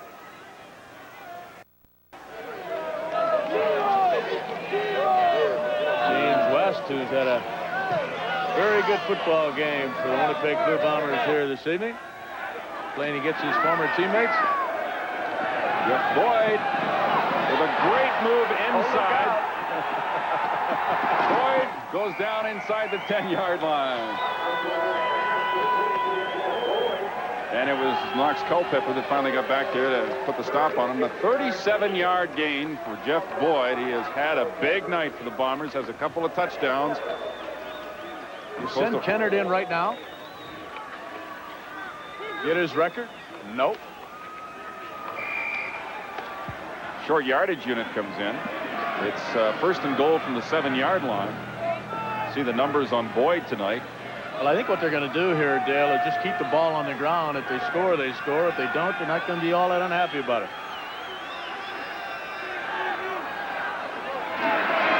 Willard Reeves gets inside the 5-yard line to about the 4. And it'll be second and goal. Of course, if they do put it in the end zone, Kennard will be out for the convert, which would tie the record. Do you think they might come up short intentionally, Dale? I really think they will, Al. I do too. They definitely will just keep it on the ground. You see Fred Glick sending instructions in to John Huffnagel, and I think you're going to see a very basic play right here. In fact, you might even see a quarterback sneak.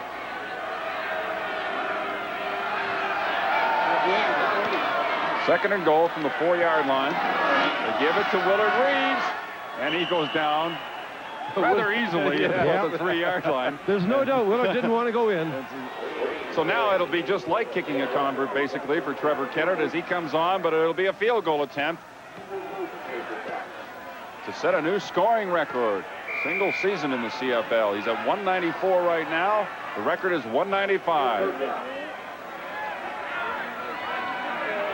This will be from about 9.5 yards out with Bob Cameron doing the holding. It is good, and Trevor Kennard has just set the CFL scoring record for a single season, 197 points. And I'm sure up in Edmonton, Dave Cutler's happy for him. Oh, I'm sure he is too, Al. And Tyrone Jones is running into the end zone to get that football to present it to Trevor Kennard.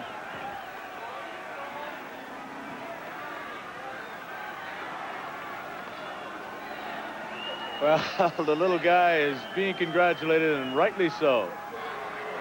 There's a look to the final weekend of some of the games. Calgary at Hamilton, Saturday, November, will be on CTV starting at 7:30 Eastern Time. And then on Sunday, November 3rd, also on CTV, the Eskimos close out at Montreal. Vavra on first down, lost the football. Uh-oh. Hassan Arbu-Bakr may have himself a touchdown. No, he stopped at the 1-yard line.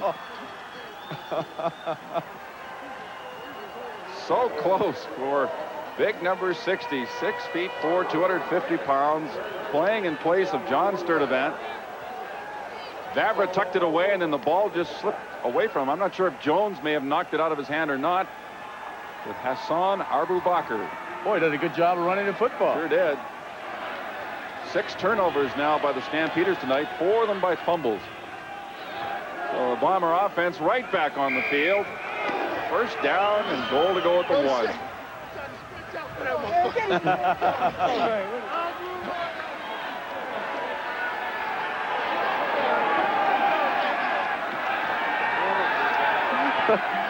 First down from the 1. And now Hufnagel wants to throw. It's a touchdown, Pat Kantner from John Hufnagel. And the Bombers quickly put it in the end zone once more. Pat Kantner, his 3rd touchdown of the season. Make that his 4th touchdown of the season. Well, Trevor gets to add 1 more to his total.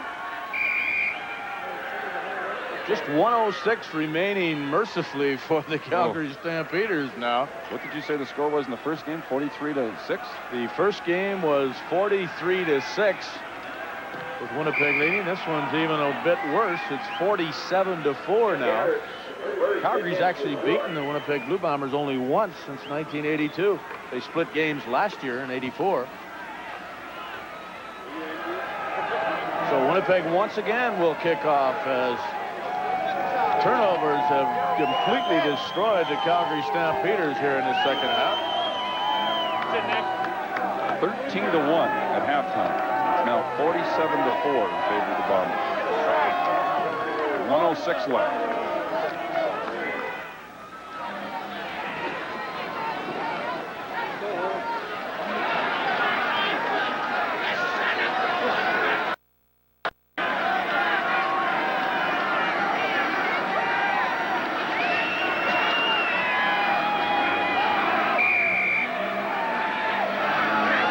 Kickoff by Trevor Kennard.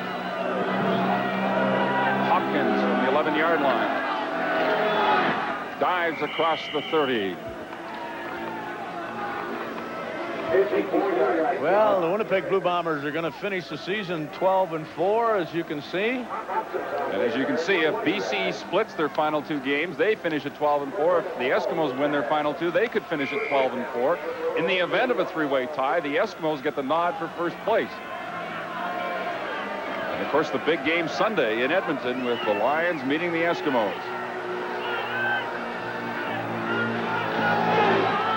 Greg Feger, the handoff from Greg Vavra, tackled by Vernon Paul at the 43. It's been really a strange year among those top 3 teams in the Western Division. Of course, Winnipeg knocking off the BC Lions twice. The Edmonton Eskimos knocking the Bombers off twice.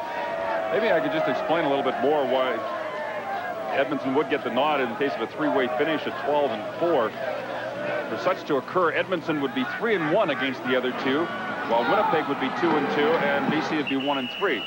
That's providing, of course, Edmonton would win on Sunday.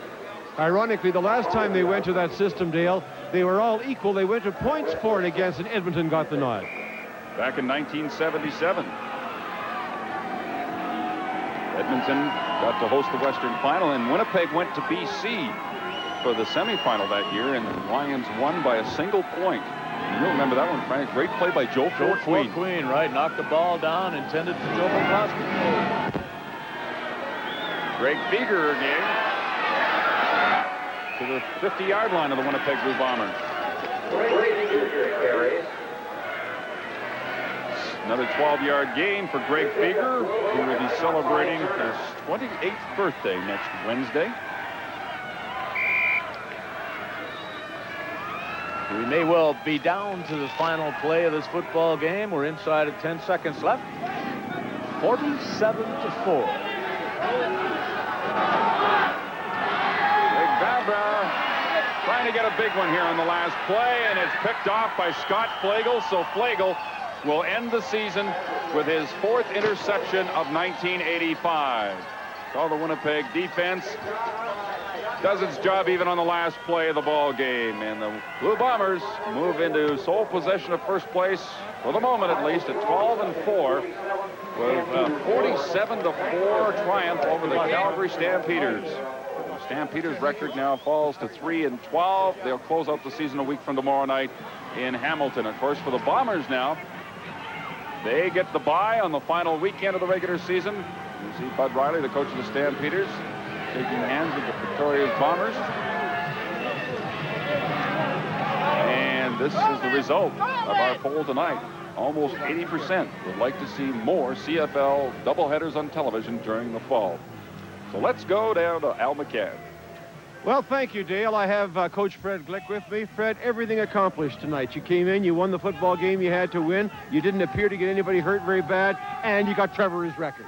That was the thing that came just on cream on top of the put it all together, I think. But the main thing was that we played back together. We played good football.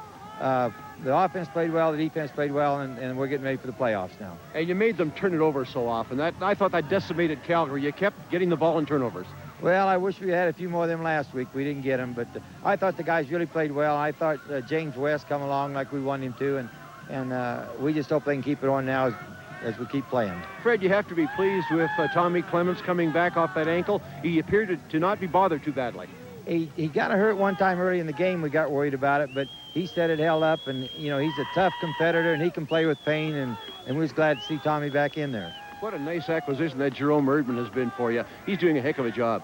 Jerome's doing well, and with our 2 outside receiver and Joe Pop having such a great year, I think Tommy's glad to see all them receivers in there. Well, Coach, you've locked up a home game now. You don't know if you'll have 2 weeks to get ready for it or 3 weeks, but I guess the key is to get that home game. Well, we need a rest. It's been a tough schedule for us, and especially here at the end where we played about 3 or 4 games against real tough opponents, and we can use the rest now, and then we'll probably take a few days off. Then we'll start preparing for that first home game. Coach, tell me, did you tell the offense not to score on that last little drive so Trevor would get his field goal? Well, I think we did. I told Willard he went down awful easy, and he said, yeah, Coach, I know it. I noticed Willard didn't give it a heck of a lot of effort on that second down try. I know back in Winnipeg, your buddy Cal Murphy's got to be happy with how it went tonight. Well, Cal Murphy's the reason this team is playing the way they are, and we just, we're waiting for that guy to get back down here on the sideline and help us out a little bit. Fred, I know you want to give back to your players. Congratulations and best of luck in the playoffs. Great. Thank you very much. Coach Fred Glick. Coming up, the Carling O'Keefe Game Stars right after this. And now, the Carling O'Keefe Sports offensive and defensive game stars as selected by our broadcast crew. From Winnipeg, wide receiver Jeff Boyd, cut 7 for 139, 2 touchdowns, the offensive star. And also from the Bombers, linebacker Tyrone Jones had a couple of sacks and was around the ball all night. He's the defensive star. Each of tonight's stars receive a Royal Canadian Mint 1-ounce solid gold coin presented by Kodak, makers of the new 8mm Kodavision portable all-in-one camera and recorder. And by Tilly, bringing together quality and creativity in all their products. This is the CFL on CTV. In fine style, 47-4 winners over the Calgary Stampeders. My pleasure now to talk to the player-selected stars of the game. First off, Jeff Boyd, who had another outstanding game, 7 catches, well over 100 yards, 2 more touchdowns. I think that makes, what, 14 touchdowns, 15, something for the year? Jeff, a lot anyway. Yeah, it's about 14 passing and then 1 rushing, so it's 15 altogether. You've had a heck of a year, and I'll tell you, I thought tonight would be kind of a tough night for any receiver because the game, it started so cold. Yeah, it was pretty cold, but I think as the second quarter went along, we kind of warmed up, and I think offensively we started really controlling the ball, the line of scrimmage like we wanted to. So the second half, it really warmed up, so we were able to throw the ball downfield and get in the end zone. I'm sure you were happy to see Tom Clements back off that ankle injury, and he appeared not too badly burned by it. Oh, no, Tom was really moving around real well, and on this play right here, it's an in route. He drops back and scrambles around, and he was able to find me open and get into the end zone. Were you the primary receiver on that play? Yes, I was. He saw me early, and this play right here is just a post route. He called me on a post route, and I think Hopkins got hurt a little bit early in the game, so he wasn't able to turn, so I was able to get into the end zone. Another nice thing, the defense kept getting the ball via turnover. We have, I think, the best defense in the CFL, so they really produced tonight, and they kept Calgary off the scoreboard. And if you keep teams down in single digits and then you force turnovers, your offense is going to score 35, 40 points a night. Jeff, I know you must have been awfully depressed about last week, and you kind of took it out on Calgary.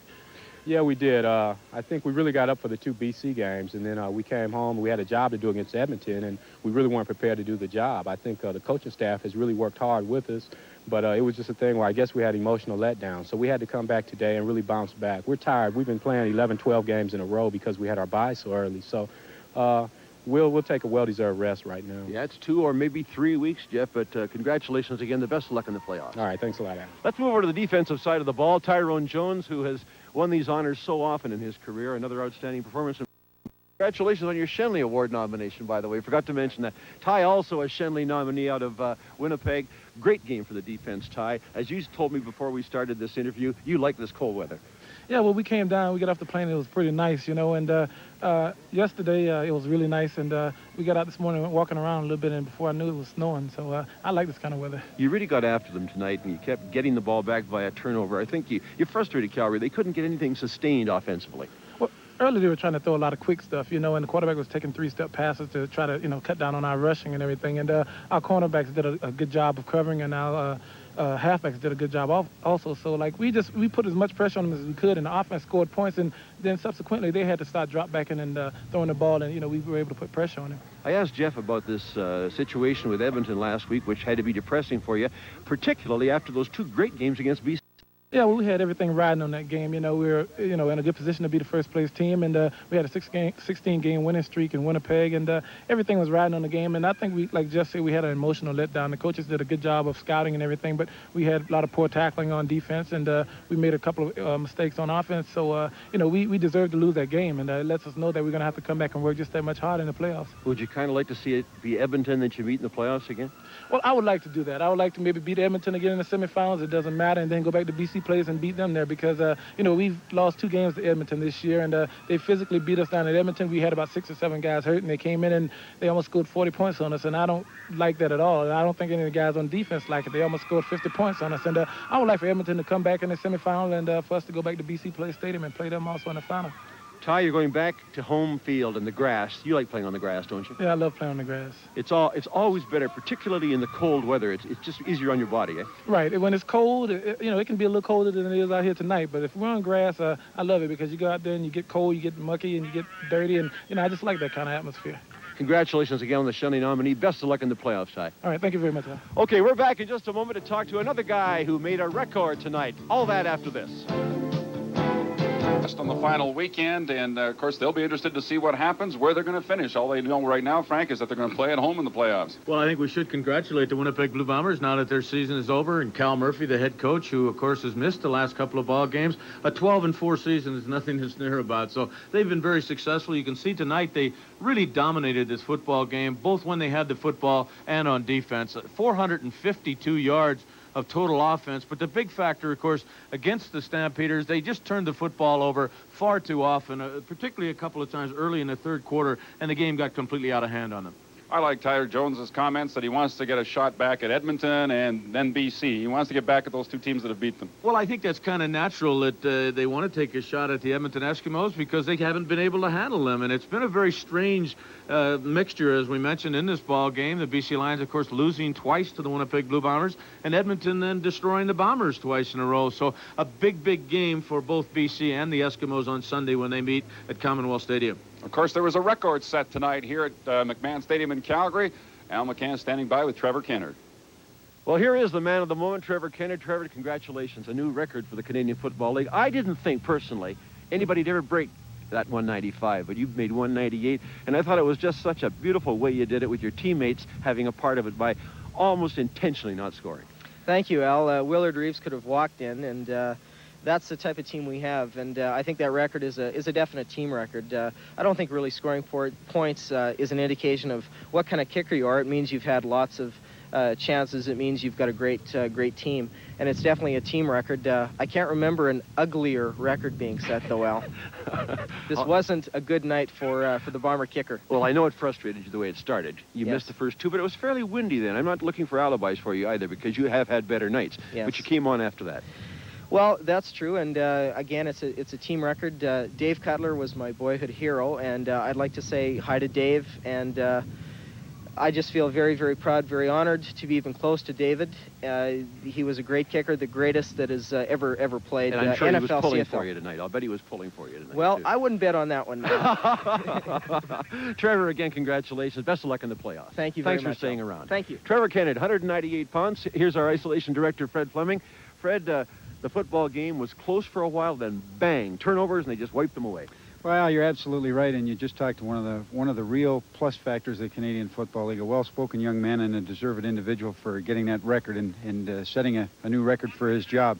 You know, the Calgary Stampeders have lots of problems. I think we all know that, and I liked your comments when you were talking with reference to the media, the press, the way they sometimes get on something, and it's one of the reasons sometimes the crowd is down is because what they read in the papers. And this is, from everything negative, there is something positive. They got some very good football players with this Calgary Stampeder team, and they will be around in the future, and they'll make for a stronger team and certainly a better Western Conference when we get to this point. But the Stampeders obviously have had their problems, but as I say, they'll be back. There's no question about that. Oh, I agree with you. There's work to be done here in Calgary. They'll get it done, too. There's too much pride in this city for it not to happen. Exactly. Before I go, hi, Cal Murphy. I wish the Cal could be back this year. He probably won't be back this year, but he'll be pulling for that football club. This is a very good football team, Fred. They really are. Confidence. Thanks for dropping by. Good, Al. Thank you. We'll, of course, be wrapping up our Friday Night Football on CTV next week when we're in BC Place in the Dome for the Ottawa Rough Riders, BC Lions. Should be a dandy game. Al McCann from Calgary saying so long for CTV.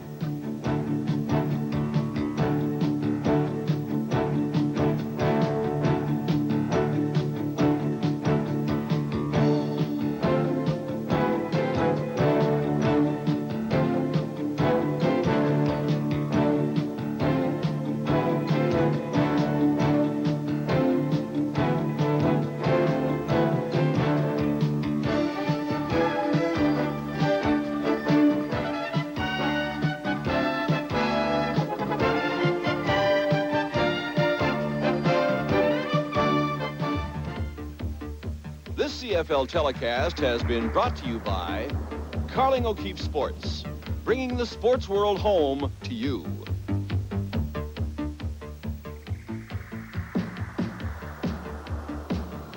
This telecast is copyright and is strictly for the private use of our audience.